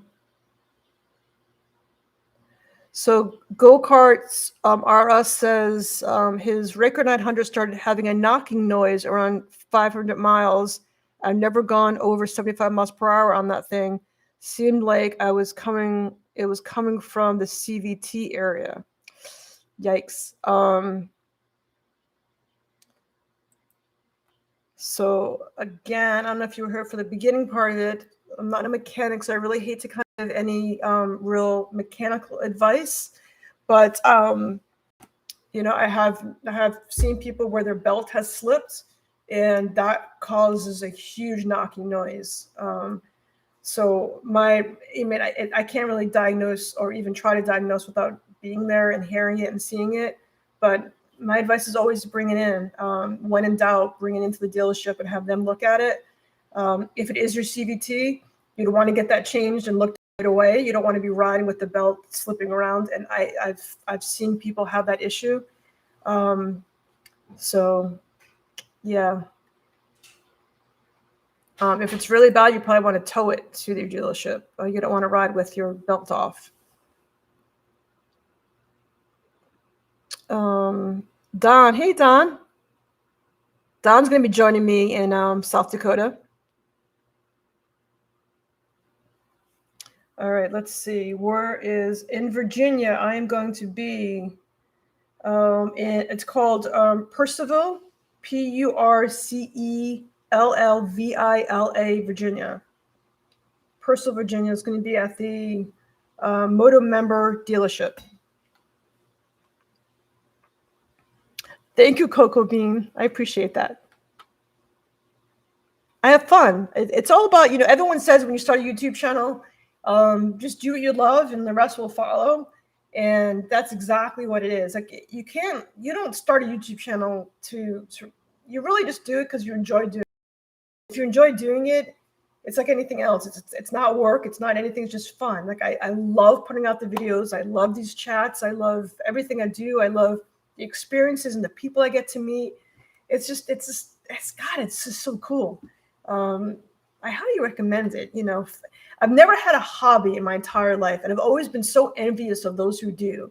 Those people who are passionate about something, whether it's collecting stamps to, cars or whatever it is. I've always been jealous of people who really just love something.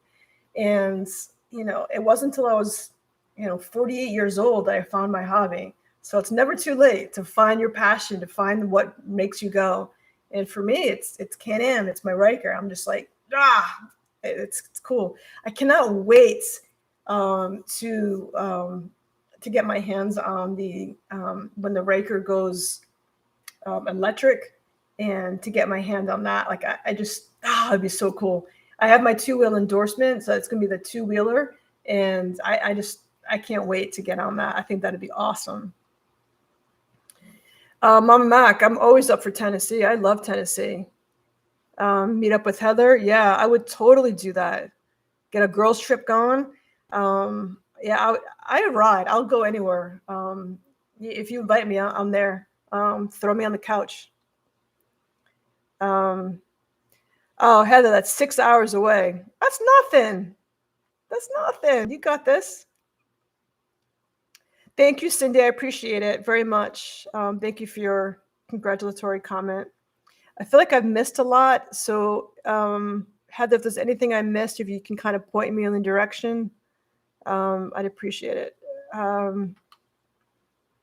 John, also, if you're on and you see that I missed a comment that was something I need to address, let me know. So the clunking noise came on after riding it for 40 minutes, only during idle, and started hearing the noise. Yeah, I've never had that noise. So if it happens to me, then I become almost an expert on it, because then I really delve into the details of it, but I haven't actually experienced that. I did change my belt myself, and I have a video on how to change the belt.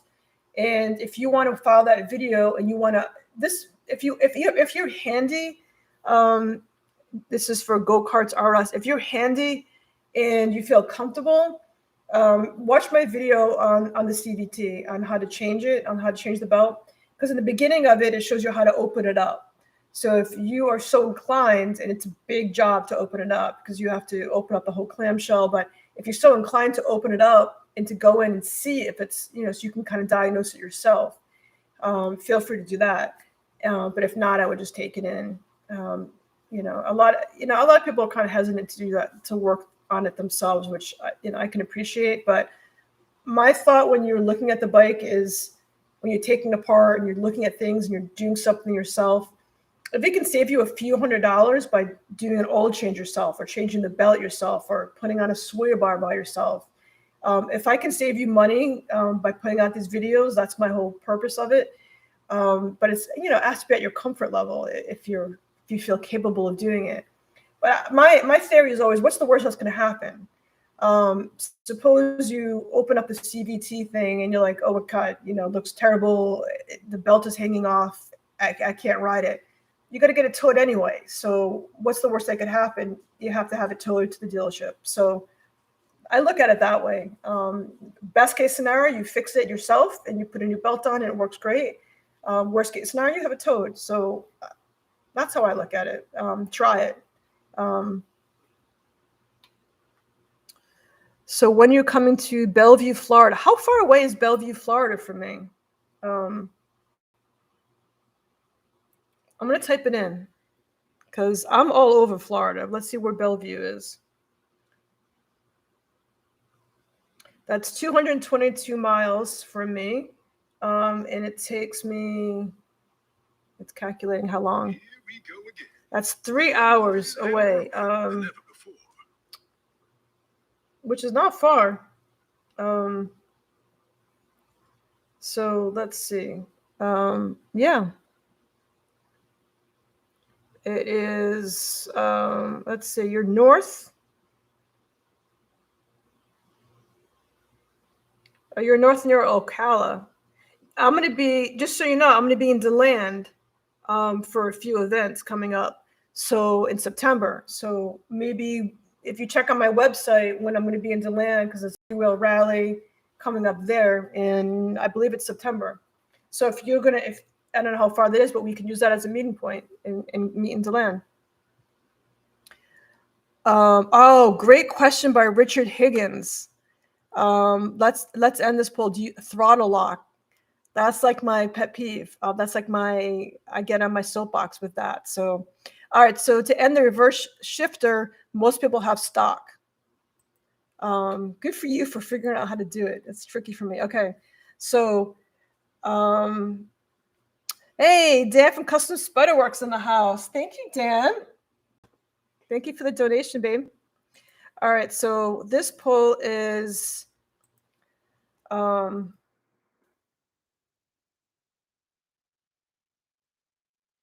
throttle like, yes.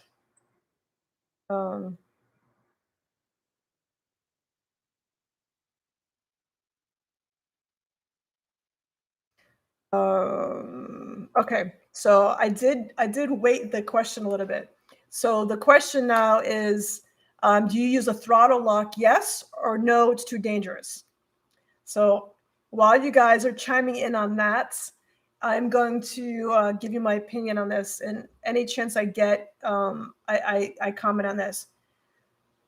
So I have an Atlas throttle lock. I did a review on it. It doesn't hold constant speed even on a flat road in Florida. So that's number one. Number two, which is the most important one, is it is extremely dangerous, a throttle lock. Any throttle lock you buy, whether it's Atlas or some other brand, whether it's any bike, anytime, anywhere, throttle lock is dangerous. And the reason being, again, this is my soapbox, the reason being a throttle lock literally locks your throttle in place. So now picture you're on your bike. This is my throttle hand. You're riding down the road, okay? Now you hit your throttle lock. Now your throttle is stuck at, say, 70 miles an hour. Okay, you give your hand a break, it's great. Now it's great for the 2 seconds. If you're gonna use it, shake your hand out or whatever, and then get back on and take it off. But if you're using it for any length of time, like more than 2 seconds, it's dangerous. And the reason being, if you think about it, when you're about to hit something, or you're about to get in an accident, or you're coming up, you're stopping short on something, or someone cuts in front of you on the highway, what is your first reaction? Your first thing you're going to do is what? You're going to take your hand off the throttle. That's your number one thing you're going to do, right? Or hit the brake. Now you release the throttle. Now if you don't have throttle lock, if you release the throttle, it snaps back. It snaps back for a reason, okay? So you're riding down the road with no throttle lock. You see something, you let go of the throttle, hit the brake, and you're fine. Now, for the same scenario, now your muscle memory doesn't go, oh, I should turn the throttle lock. So you've locked your throttle. Now you've taken your hands off the throttle, but your throttle's still going 70. Now you hit the brake. Now the bike is like, what is going on? You're braking, you're accelerating at 70 miles per hour. Now you've hit whatever, you're in an accident. People literally have died using throttle lock in these situations. So it has its time and place, but it is very, very dangerous. If you use it, please, please, please use it as a last resort, or just to give yourself like 2 seconds to shake your wrist out and get back on it and turn it off. I find it so, so dangerous. What I use is called a throttle assist. I did a video on that as well. There's an Amazon link on there for what I'm talking about. It's a little something that goes on your throttle. If this is your throttle, it clamps on, and it has a little thing to rest your palm. So it kind of just gives you, so you're not kind of death gripping the throttle, and it kind of gives you just that little tiny, just to rest your palm on, and it makes twisting a little easier, so your wrist isn't so tight when you're riding. And I love that. So that's what I use instead. So that's my throttle lock. I just I hate it. So 21% of you use it. Just please be safe. And then 79% says it's too dangerous. All right. Anyone else have a throttle lock? Yeah, Rusty says no. I agree. But I have a CC in 22 Sport. All right. So John D says it doesn't actually lock your throttle. You're right, John. Let me rephrase that. That's probably not the best word. Is because you can. He's absolutely right. Your throttle, you can still move your throttle. So you can increase speed when it's on, and you can decrease speed. So if you have it doesn't work like that. Though. Like when you're about to get an accident, you're not going to twist your throttle forward because that's not something you would normally do. But yes, he's right. You could take the throttle when the throttle lock is on. You could maneuver it and make the speed go higher, slower, or faster. So yes, that is correct. So throttle lock is kind of a misnomer, but when your hand is off of it, it does keep it steady. And that's the part that's dangerous. Whereas the cruise control, like CanAm just added cruise control to the 2022 900 series. And that's a traditional, like your car, that's a traditional cruise control that if you hit the brake, it goes off. So if in an accident scenario, you're going to let go of the throttle, hit the brake, your brake's just fine. It's not going to throw all kinds of codes and think you're nuts that you're trying to go 70. And so, but yeah, thank you for the correction on that, John. I appreciate that. Yeah, Cramp Buster. That's I think I have a different brand, but Cramp Buster was what it's called. Thank you, Mama Mac.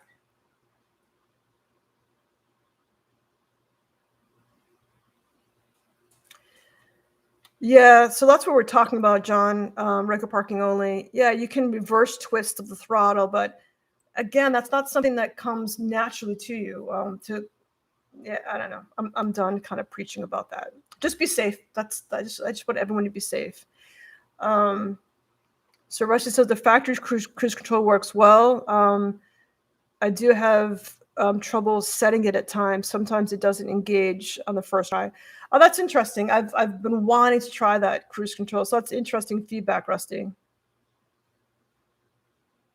Richard says, well, that was a juicy pull. All right. All right. Who else has a good poll question?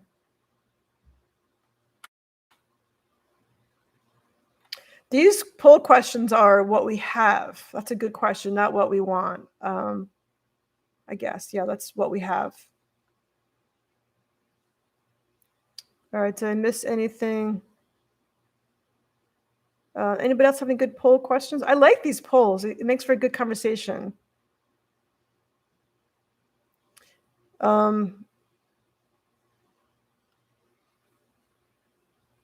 right, so Heather wants to know, we're back to the clunking question for the go-karts. Is that happening when you're like in between, like when you're reversing and going forward? Because that clunking noise is totally normal. Or is it when you're on the highway and you reach a certain speed, you kind of hear it? So that's a good question, Heather.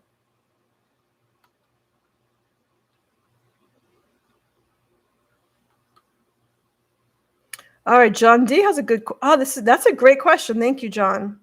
So John D wants, his question is,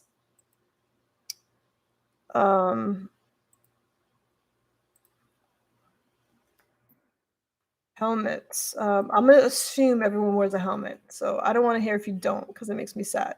All right, helmets. Full or full, half. Oops, I wanted to add one. Hold on. Let me, hold Hold on, I'm gonna end that poll because I want to add something to it. Hold on. Helmets. So we have full, half, 3/4. I forgot to put modular. Okay, so we'll just leave it as is. All right, 3/4, half, or full. What kind of helmets y'all? What kind of lid you guys wear? I should put modular. I can't add to it once it's up though. If you have modular, you can just add it in the comments. Ryker Riders asked if stock or comfort seat. That's a good question. Wrap or no wrap? That's awesome question. I'd even put no helmet as an option for this. I mean, I live in South Florida and I wear a full helmet, so I get it. It's hot, it's uncomfortable, it's terrible, but so I've been doing research on helmets lately. I'm obsessed with helmets. I love helmets. I love the designs of them. I think they're just as awesome and as unique as someone's bike. So I've been looking a lot into the modular helmets because it kind of is the best of all worlds. So you've got, it looks like a 3/4 helmet and then it slides down and it becomes a full face helmet. But I don't know if you guys have heard this, but I've recently been told that modular helmets they're not as safe as a full face helmet because when you land on your chin in case of an accident, that part comes up and you could really hurt your face. So the whole purpose is to protect, so now I'm kind of hesitant because it's nice at lights. You just throw this back and take a big drink, or at the gas station, you don't have to take your whole helmet off. You just lift it up and get a lot of air. So now I'm hesitant. Now I really don't want a modular helmet. So I like a full helmet. I had a half helmet, and that was my favorite helmet.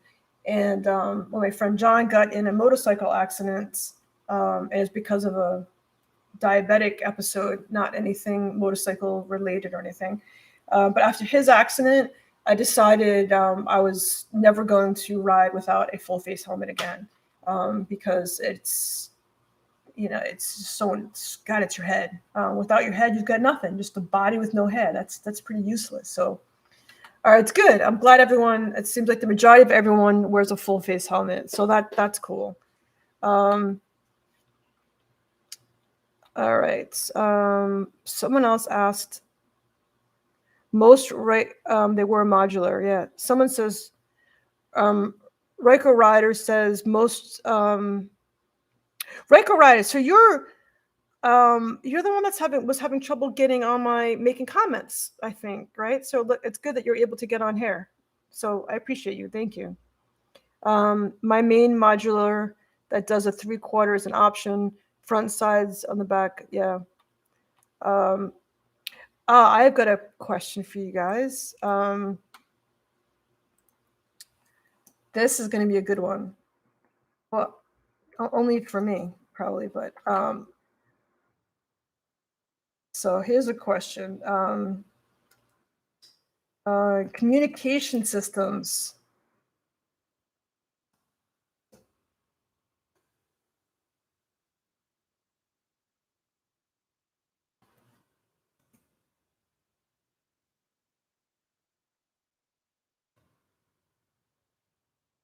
Cardo or Cena? Those are basically the big ones.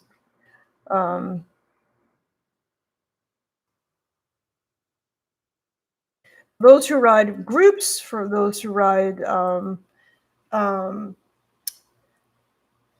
So this could be another whole another question: is do people like riding with listening to music on their bikes with those big speakers, or do they prefer listening to it in their head? So in their helmet, not in their head. I'm always hearing music in my head. So I've recently gotten involved with Cardo, and they sent me some Cardos to try. and I'm pretty excited about it. So hopefully I'll start selling cardos as well. And I have a Cena, I have different ones. I'm just trying out different things and finding out which one I like best.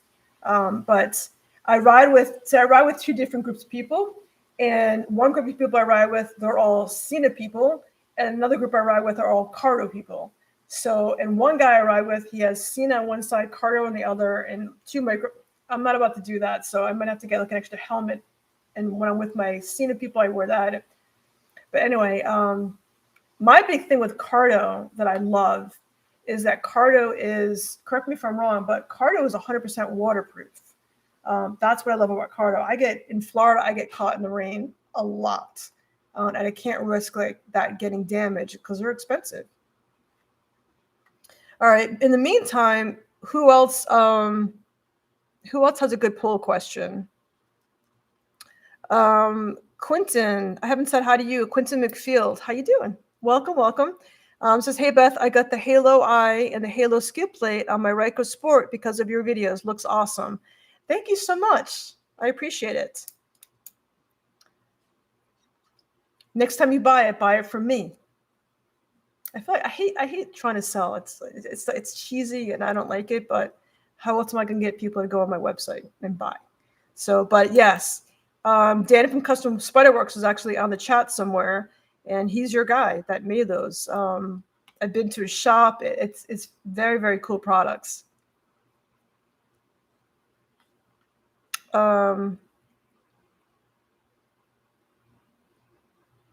So Heather says, crap, I clicked on cardo by mistake because it's the one I want, not the one I have. I get it.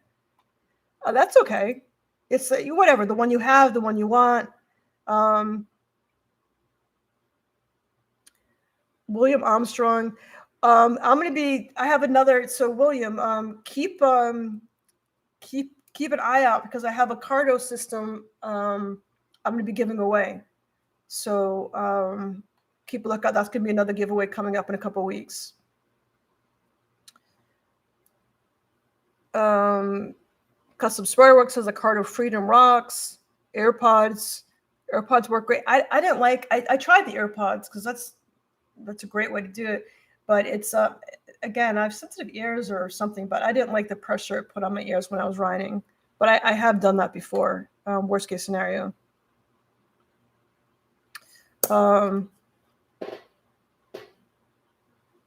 Oh, thank you, John. So Don Prindle has a good poll question. Okay. That's a great poll question from Don Prindle. We'll do that one next. All right. I'm going to close out this one. So it seems like most people like cardos. Oh, that's pretty interesting. And then, that's interesting. 32% of you are nothing at all. That's cool. The only reason why I like it is I'm not one of those people that when you ride up, the music's going.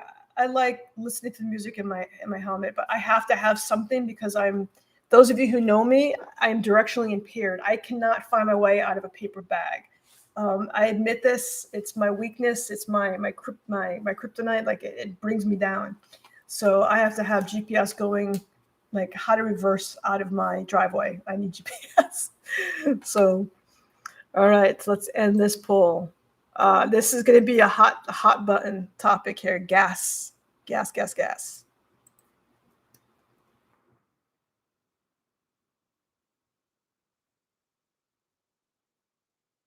All right.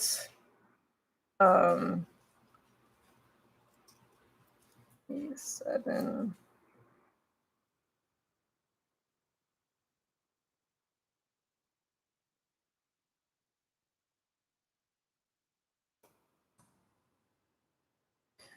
All right. All right. Here's the next question. All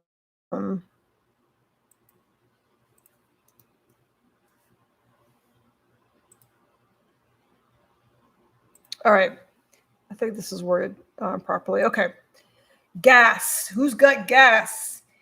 What do you put in your Ryker or your Spyder? Are you putting in 87, 91, or 93? Those numbers might vary depending on your neck of the woods. Those of you watching from Australia and other parts of the world, I don't know what they are with you. So it's like premium or the low one. So before everyone gets crazy, let's talk about what is required. I have a whole video on gas questions. It seems to be a hot button topic for every new Ryker owner or new Spyder owner is what kind of gas should I put in it? So I'm going to talk specifically about the Ryker. Now, the Ryker, in the manual, I used to have it like ready to go to show people. So in the manual, it says 87 octane. It's totally fine. So if you are cost conscious and you want to put in 87 octane, that is 100% safe and okay for your Ryker. It also says if you put in 93 or premium octane, I forgot the exact wording. It was for optimal performance, use 93. So what it's saying is 87 is totally fine. And if you put in 93, you might get a better, better mileage or better for optimal performance. But it's totally okay to put 87 in. So if people are putting in 87, please don't yell at them. It is totally okay.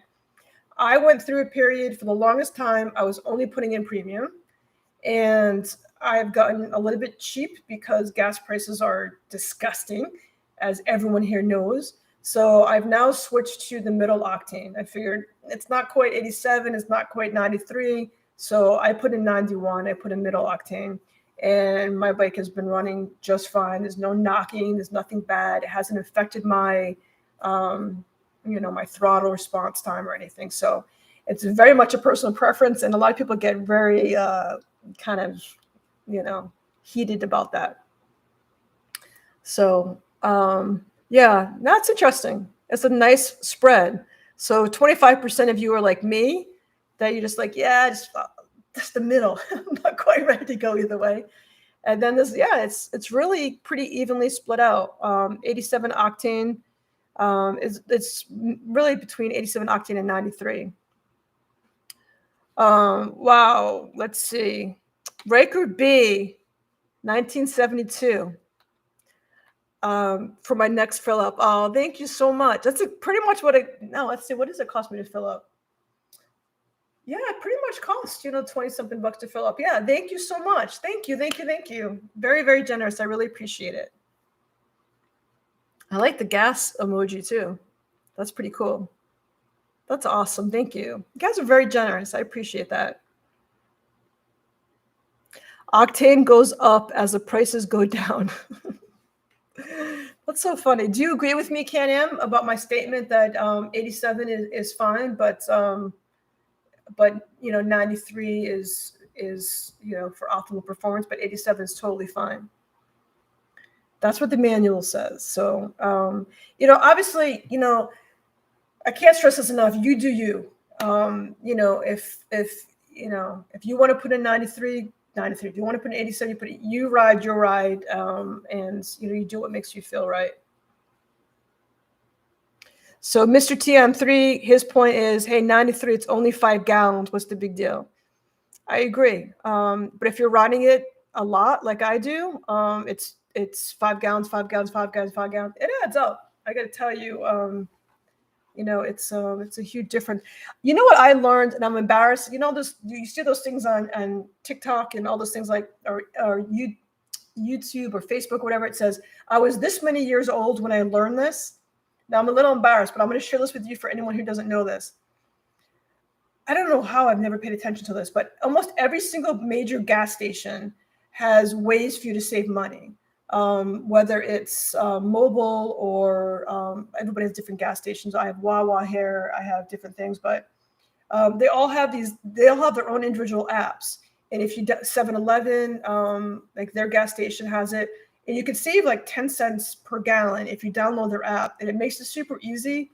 And you just punch in your cell phone number after you register, and it knocks off between 10 to 12 cents per gallon of gas every time you fill up. So it's really awesome. So maybe you do that, then you can get the 93. But I still do that, and I still put in 91.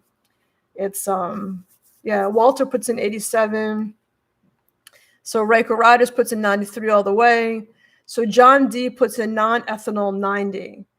That's a whole nother conversation that I just don't feel like I know enough about non-ethanol. But non-ethanol, the only thing I know about non-ethanol, it's really good, especially if you don't ride a lot. It can sit longer. But other than that, I don't really know enough about non-ethanol. Thank you, L. Rivera. Said I'm cute. Thank you. It's been a long time since someone called me cute. I'll take it. Don't, you know. All right. So, so 87 is standard, but it's good to give the vehicle a treat once in a while. Yeah, absolutely. My car requires premium as well, and I've just switched my car to middle. It's just gas prices are crazy. Cocoa Bean says it best. What did Cocoa Bean say? I missed it. Premium gas or send your kid to college. It's true. This is crazy.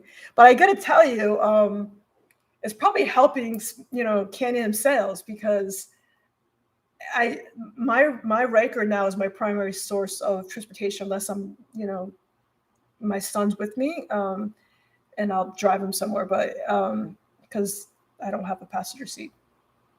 So, my bike is so much better in gas than my car. So I choose my bike every single time just because it's so good on gas compared to mine. Except for the highway, it is weird that different than a car, when you're riding on the highway, your gas mileage gets really bad. Whereas around town, your gas mileage is much better, which is like the opposite of what you think. But so when I'm riding around town, I can ride all day, man, days on a tank of gas. I love it. All right, Heather says upside, question mark. Heather, are you asking, is there an upside to using premium gas? Is that what you're asking? I'm not sure. So Richard says, okay, I'm a disabled rider with my wheelchair behind me, and the Ryker has allowed me to get back into biking in a safe and easy environment after breaking my back 34 years ago on a Honda. Wow. That's so cool, Richard. So I have a question for you specifically, Richard. As a disabled, and you don't have to answer if you don't want to, because this might be personal. So you mentioned you're disabled, so I'm going to expand on it if I can. Again, ignore the question if you don't want to answer. But are you paralyzed from the waist down? And if you are, do you have a conversion kit on your Ryker? And if you do, how is the stopping power on the handbrake? Because I have a lot of people that have asked me about that. I tested one out, and that stopping power wasn't as good as the foot brake, so it was kind of hard for me to talk about it. So I'm kind of curious your experience on that. If you were able to use the foot brake or only use the handbrake. Again, feel free to ignore the question if you want.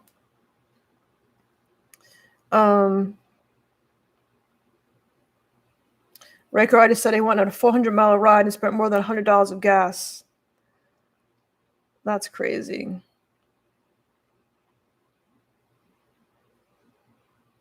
So Rusty uses grocery points. That's cool. If you have like a Stop and Shop or different groceries that have, like Costco has gas stations, yeah, you can save a lot of money doing that for sure.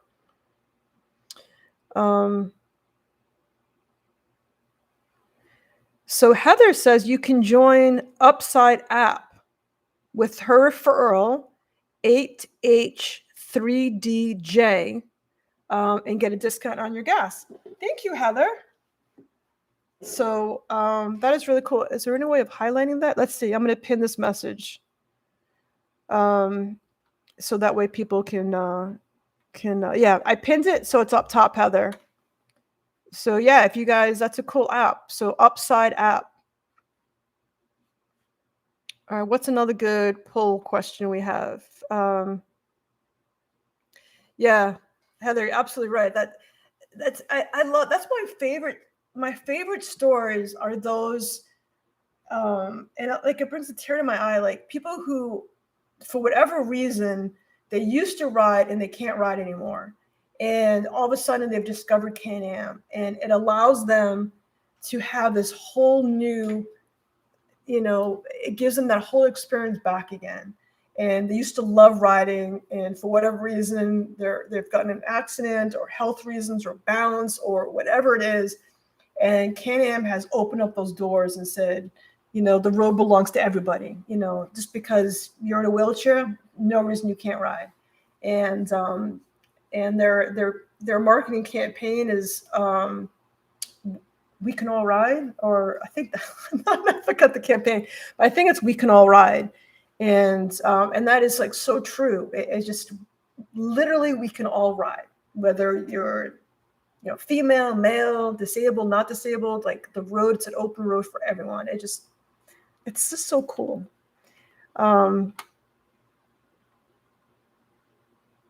Yes, yeah, John, totally. John's brought up a point. It was when we went to, and it's coming up again in September. If anyone's in South Florida or Florida, it's in DeLand, which is, it's not far from Daytona, and they have there's a Wounded Warriors 3-wheel rally that they do. It's also sponsored by CanAm, and there's a lot of it's an awesome program, and they do these ride outs with some wounded vets, wounded warriors, and they have a lot of really cool, I call them tricked out bikes that have these cool attachments for their wheelchairs. And I interviewed a guy that was in a wheelchair that has a Spyder, and he was telling me about how he rides, and it's just so cool. I will be there in September for that. So if anyone is interested, check out RSVP on my website, RykerRides.com, and let me know so we can set up a time and we can make sure we meet. I wish the handbrake conversion kit were a bit cheaper. It's much more than $700. I think it's like $1,500. It's very, very, very expensive, and it's a lot of work to do. So the labor involved to put it on is another $500, $1,000 to do. Yeah. So Jim says about 1,300 plus.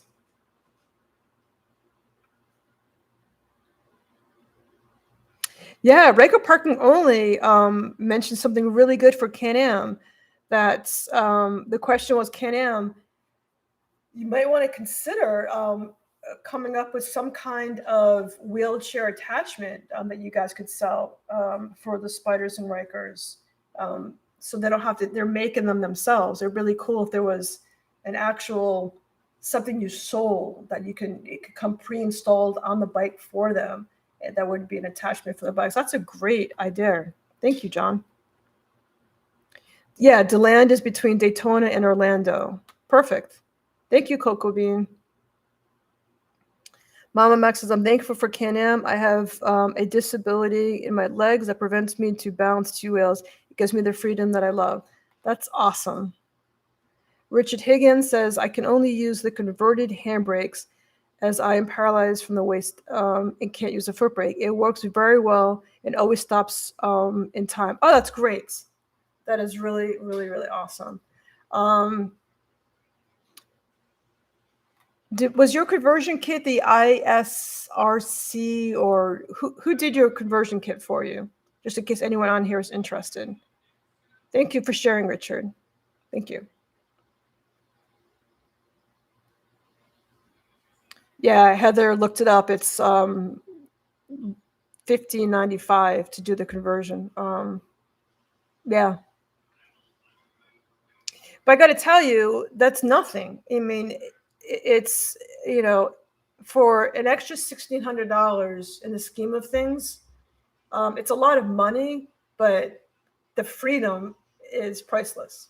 I mean, it really is. It's just, I'm sure people like that, that can't ride normally would pay anything to be able to get a bike and be able to convert it to a handbrake. It's just, but I know I've met the people that do it, and they're not price gouging. I mean, it's a huge undertaking, and and rewiring, and it's a big project.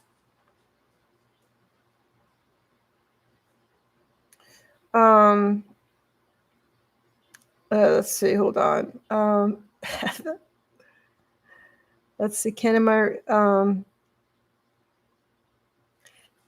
Do you need me to take notes for you on this conversion conversation? I think CanAm Monroe took a nap. I think they might have dropped out. Frisbee. I think my dog is jealous. I haven't paid attention to it. Come on, Frisbee. Come say hi. Come. Oh. There she is. Hi, baby. Hi, kisses.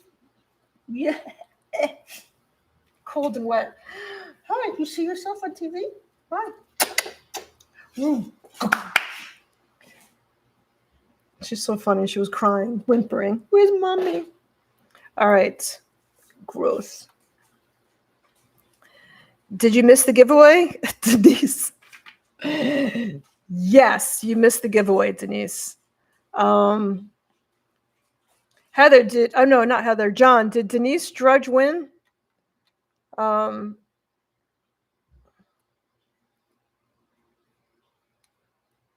That's just the kit, right? Ryker probably just quick calculation. You're saving 25 to 30 cents every month. Okay. Folks who are disabled may have many bills typically. It's just a shame that it can't be done cheaper. I hate that it costs so much to do that. That's not including the labor. Yeah, you're right. You're absolutely right. I know the one company I mentioned, what's the name of it? But I don't think there's many companies that do it. There's like 4 initials, IRSC or I something. I know they offered a veterans discount. So if you're a disabled vet, they do offer, I think, a pretty good discount. Yeah, I know it is tough. All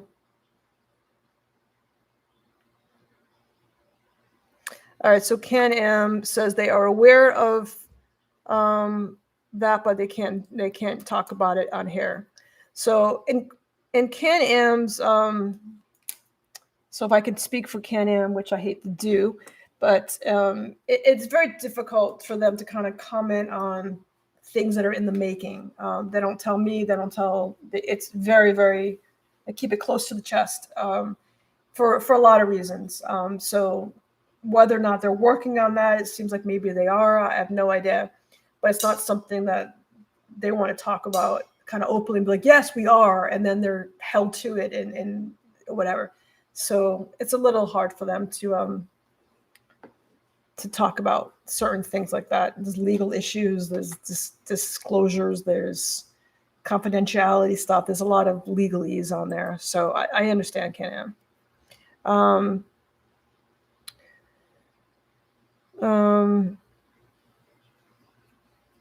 So Heather, you said no, sadly she did not. Oh, okay. So sorry. Denise, I'm sorry you didn't win, but I have a few other giveaways coming up soon. So not tonight, but so stay close to the channel. I love doing giveaways. I love giving away free stuff. Heather, yes, out of work. Okay. Legalities, yes, obviously. All right, so what's another good poll? I think everyone likes these polls. All right, we still have the gas poll up. So 93 is the main thing that people use on their gas, which is good. If you can afford it, do it. All right.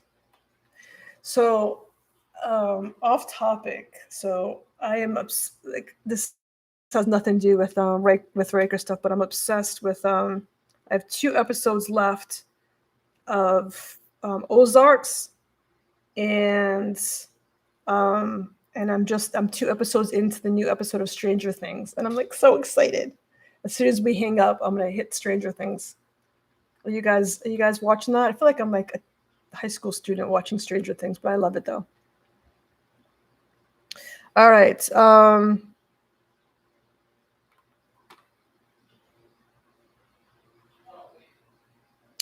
right. So Brian and John are talking about gas prices. Who wants an electric Ryker? All right, that's a good poll question. Let's do it. Thank you, William. Electric.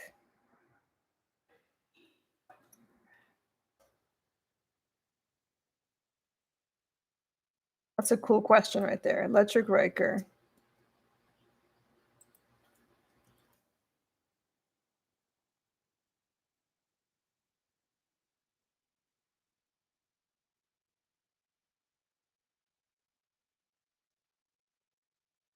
All right. Okay. That's a great question. Electric Ryker coming out. Eventually it'll come out. I think if CanAm, if you are able to just to share this, but I think they came out public saying that the 2-wheel CanAm is going to come out first, and then eventually they'll roll out the Ryker and possibly the Spyder as well of electric. But if you're able to comment on that, that's great. If you can't, I understand. But that was my understanding.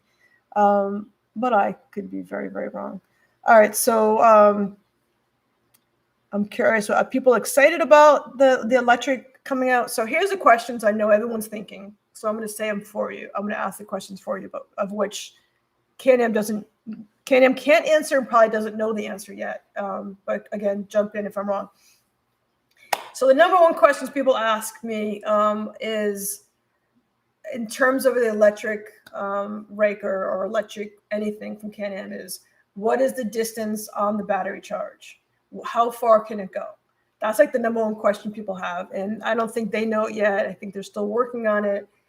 Maybe they do and they're not saying it yet. But that's the problem is, the Ryker right now already has a small tank. And, you can only go so far, maybe an hour and a half before you need to fill up on it.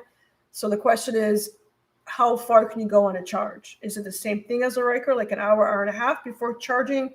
And if so, where are you going to charge it? Like if you're riding around, tail of dragon out that way, like how are you going to charge it? How are you going to do it? So those are all the questions. And that's, a lot of people have that question when they're buying a car.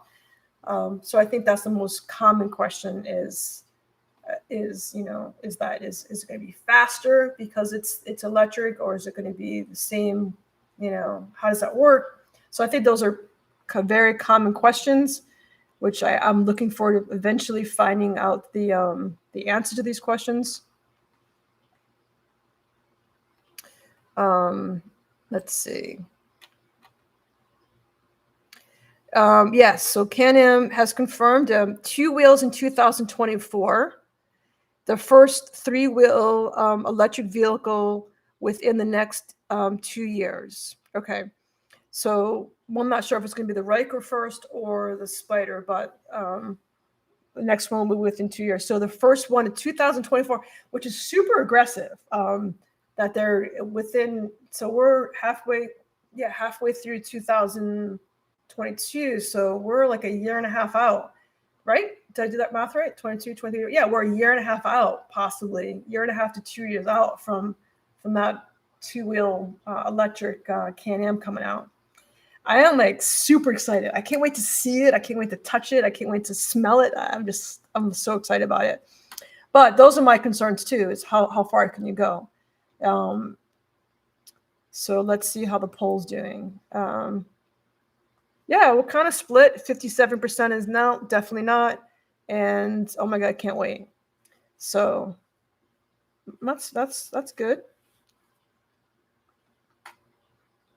All right. So Don Prindle says he's ridden several electric bikes over the years, lots of fun, but range remains to be the problem. Yeah, I hope they resolve it soon. More info from CanAm, more info coming out soon.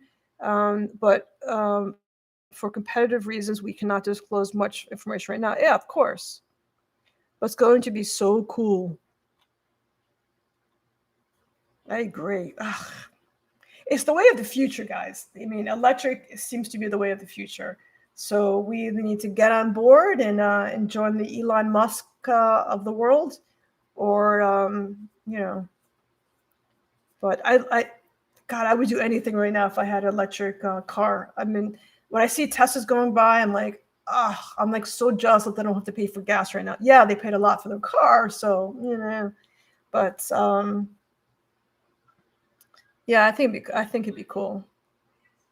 Another concern of mine too is how quiet it is, or how quiet it will be. I had a Prius for a little bit, and I had a lot of issues with how quiet it was. There are multiple times, not just once, but like a few times, I was in a parking lot of a grocery store, and luckily I'm attentive. I'm not texting while I'm riding around, so I'm riding in a grocery store in my Prius, and I'm like rolling up on people, and they're texting and walking, and they're not paying attention. They walk right in front of my car. I beep, and they go, "I didn't hear you. I didn't know you were there." So with the bike, people, the expression "loud pipes save loud pipes saves lives." So that's a concern too. Like, is a bike gonna be so quiet that people aren't gonna even hear us? Because that's an also a thought. It'd be cool if they could put on some aftermarket, like something on the bike where it would actually make noise. I don't think I'd want a whispered quiet bike for a motorcycle. I want people to hear me coming. But we'll see. We'll see.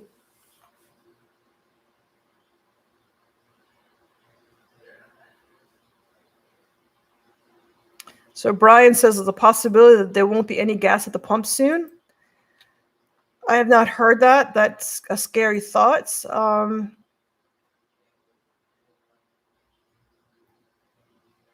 CanAm. Sheeta, you're funny. Hi, James. How much is that bike going to weigh? Yeah, that's another question. How much is the bike going to weigh? I got to tell you, I don't mind a heavy bike. That's a big difference I noticed between the Ryker and the Spyder. Having spent a lot of time on a Spyder, the Ryker is almost half the size weight-wise from the Spyder, and you really notice it when you're on the highway. You really, really notice the weight difference. You're much more stable. Like for example, when you're passing an 18-wheeler on the highway, and you get that little bit of like wind turbulence that hits you. I really don't notice it when I'm on the Spyder, but I'm very aware of it on the Ryker. So I wouldn't mind if it was a little bit heavier. It may make it a little bit slower, but it's it might. I don't know why it would make it slower, but I like a little bit of weight.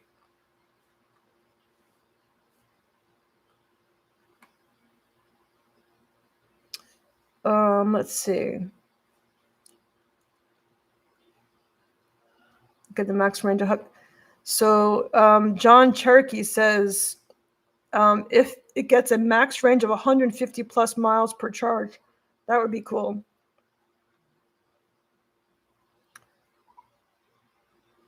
Oh, so most of them have fake engine noises like the Mustang.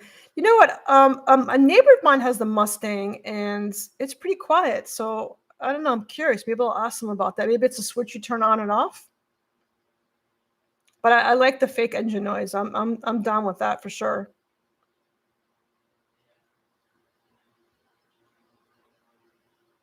Let's see.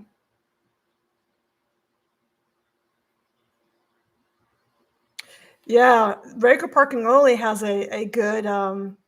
That's a great observation. So if there's an all electric Ryker, there's no battery.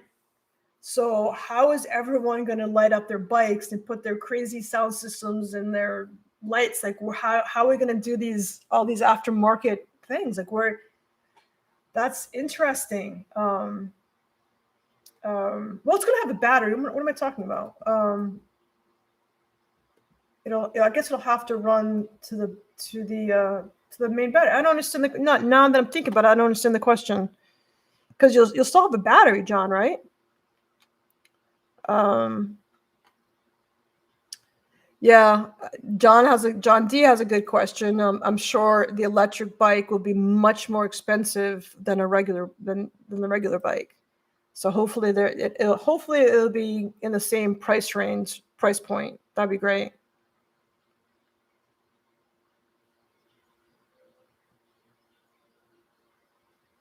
CanAm says you're gonna need a really long extension cord. God, one day, CanAm, when it's my birthday in September, when it's my birthday, I want you to tell me who you are as my birthday present. I'm sure I've never met you. I'm sure I've never, is it Cody? I don't know. I don't know who you are. So William says maybe an auxiliary battery, just a regular bike battery in a compartment. Yeah, I guess that would work. All right, poll question. All right, thank you, Don. We need a new poll question. All right. Horns, stock versus aftermarket. Stock seems to be very quiet. Yeah, I'll put the poll question on there, but I can tell you right now, not everybody, I shouldn't say that. But yeah, the horn on the CanAm Ryker is, it sounds like a scooter horn. So that was one of the very first things I did. When I did my modifications, I'll put the poll up first. Let's see.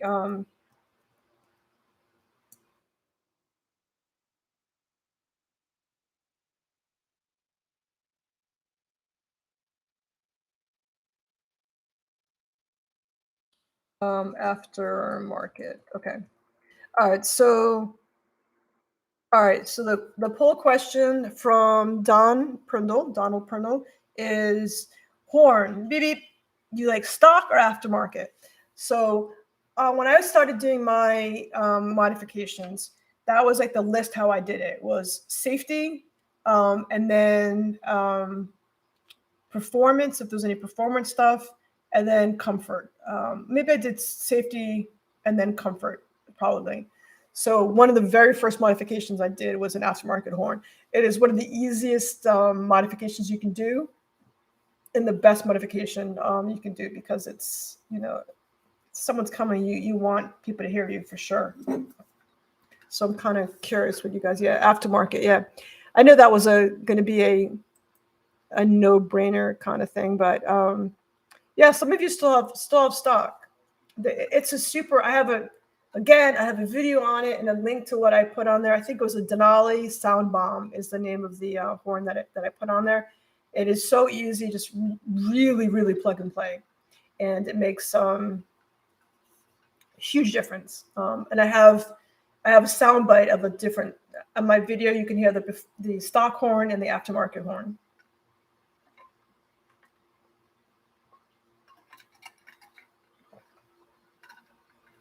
All right. I would love an ear horn. A train horn,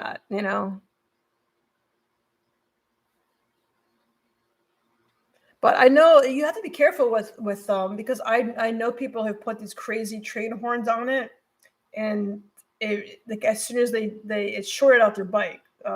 Like they blow the horn and then the bike dies. So you got to be careful not to overpower your battery with that stuff, with all these mods. Bye, Mama Mac. Have a great night. Thank you for joining. Congratulations to all the winners. Much love and much thanks.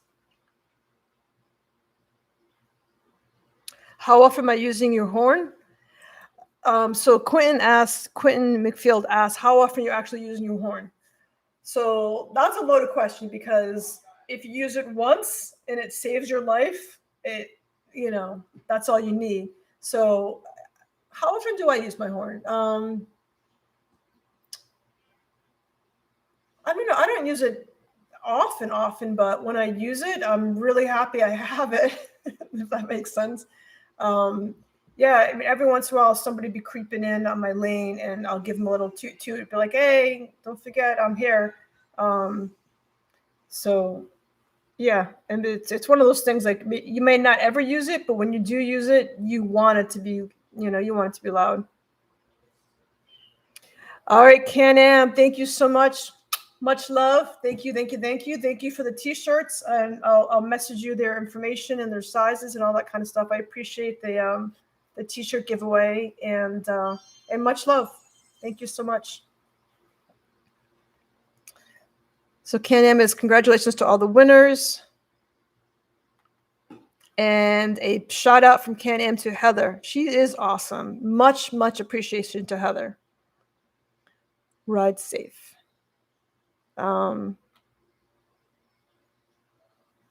Derek says, bye-bye, CanAm, if you're really leaving. I don't know. They might just be in the background listening, hearing, spying. No. CanAm's awesome. CanAm's been very, very good to me. I have much appreciation for CanAm. Brian, good night. Good night. John D says, have you compared decibels on your motor horn versus your car horn? No, I haven't. It's my car horn is much louder than my bike horn for sure.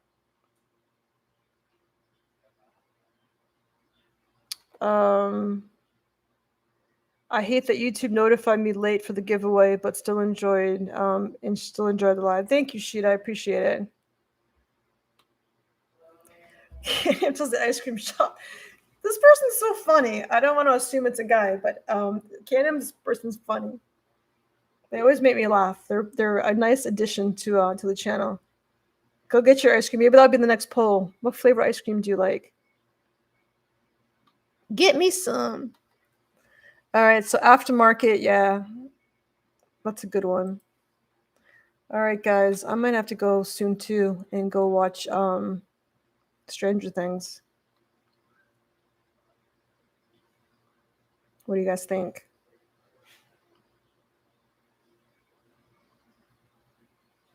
Vanilla. Derek's vanilla. Red Lips Vega.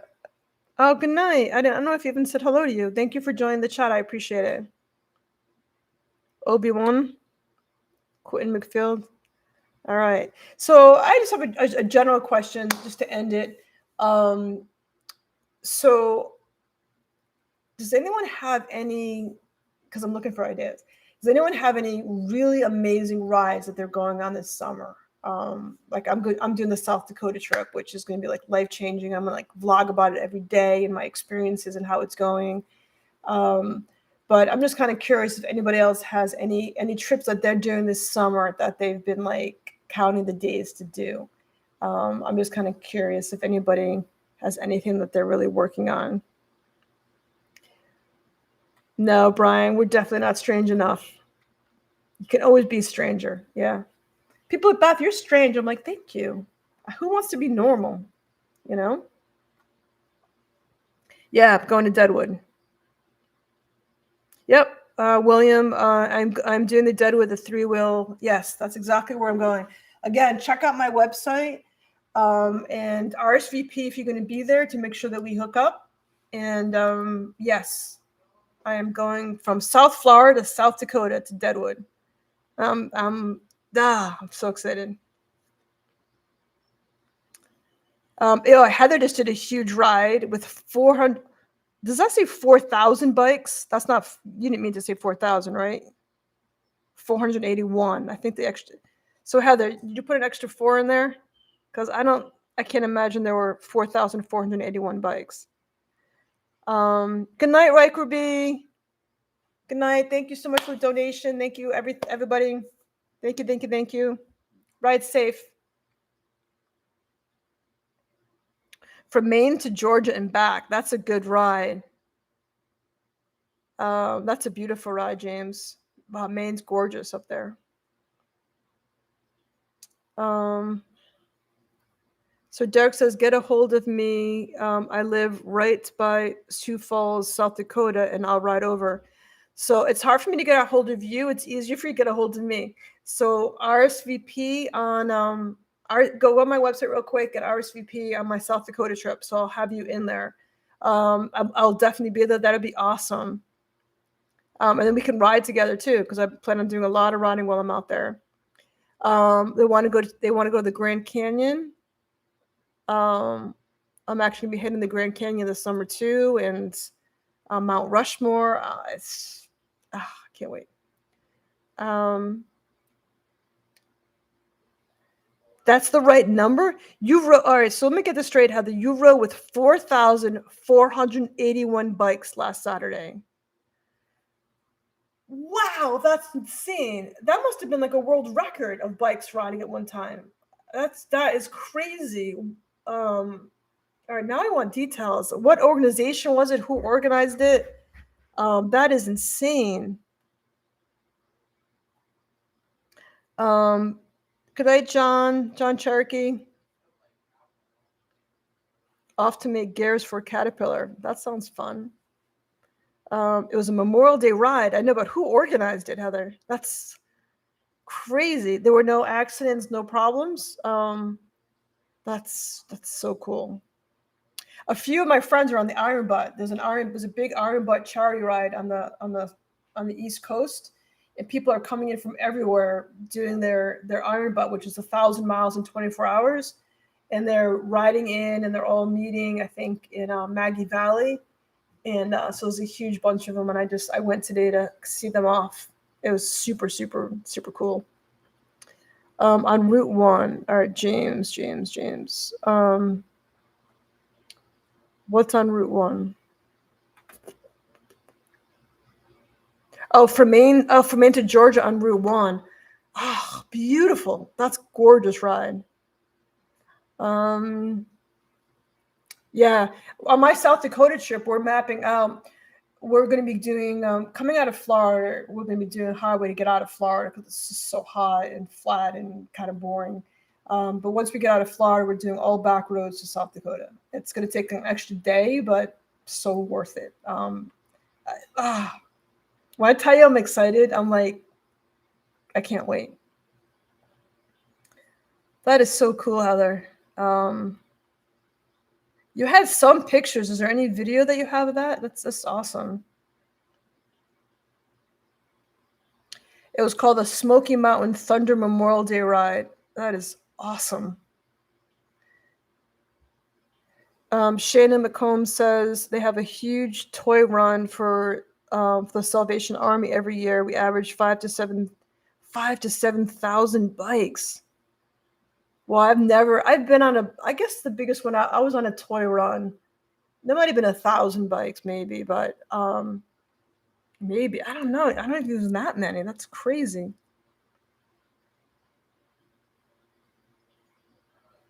Combat Veterans Motorcycle Association. That's awesome. I love doing anything that involves helping the vets out. It's just, to me, there's not enough you can do for people who went over, they fought, they risked their lives. A lot of them are either physically or mentally, changed because of it. And I just don't think we do enough for our vets. We don't show them enough appreciation. To me, like, they're like the heroes of our country. So whatever we can do to support them in any way is huge. So thank you for going on that ride.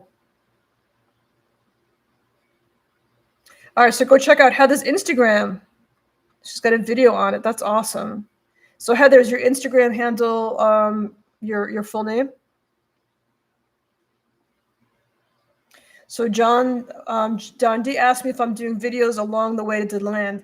I plan on, my goal is putting out something every single day, whether it's an Instagram post or a YouTube post or something, but every single day I will post my journey about how it's going. A quick video, a quick message. There'll be something that I'll be posting every single day.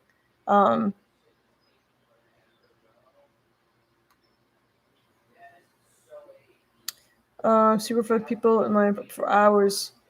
It says it was super fun. People line up for hours before the route starts, and every bike has toys and throws candy. That's so awesome. I love it, Shayna.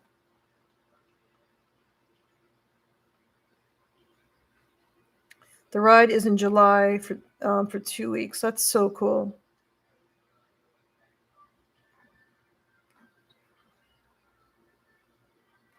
Wow, that's pretty cool. And that's awesome. I can't wait to see the video.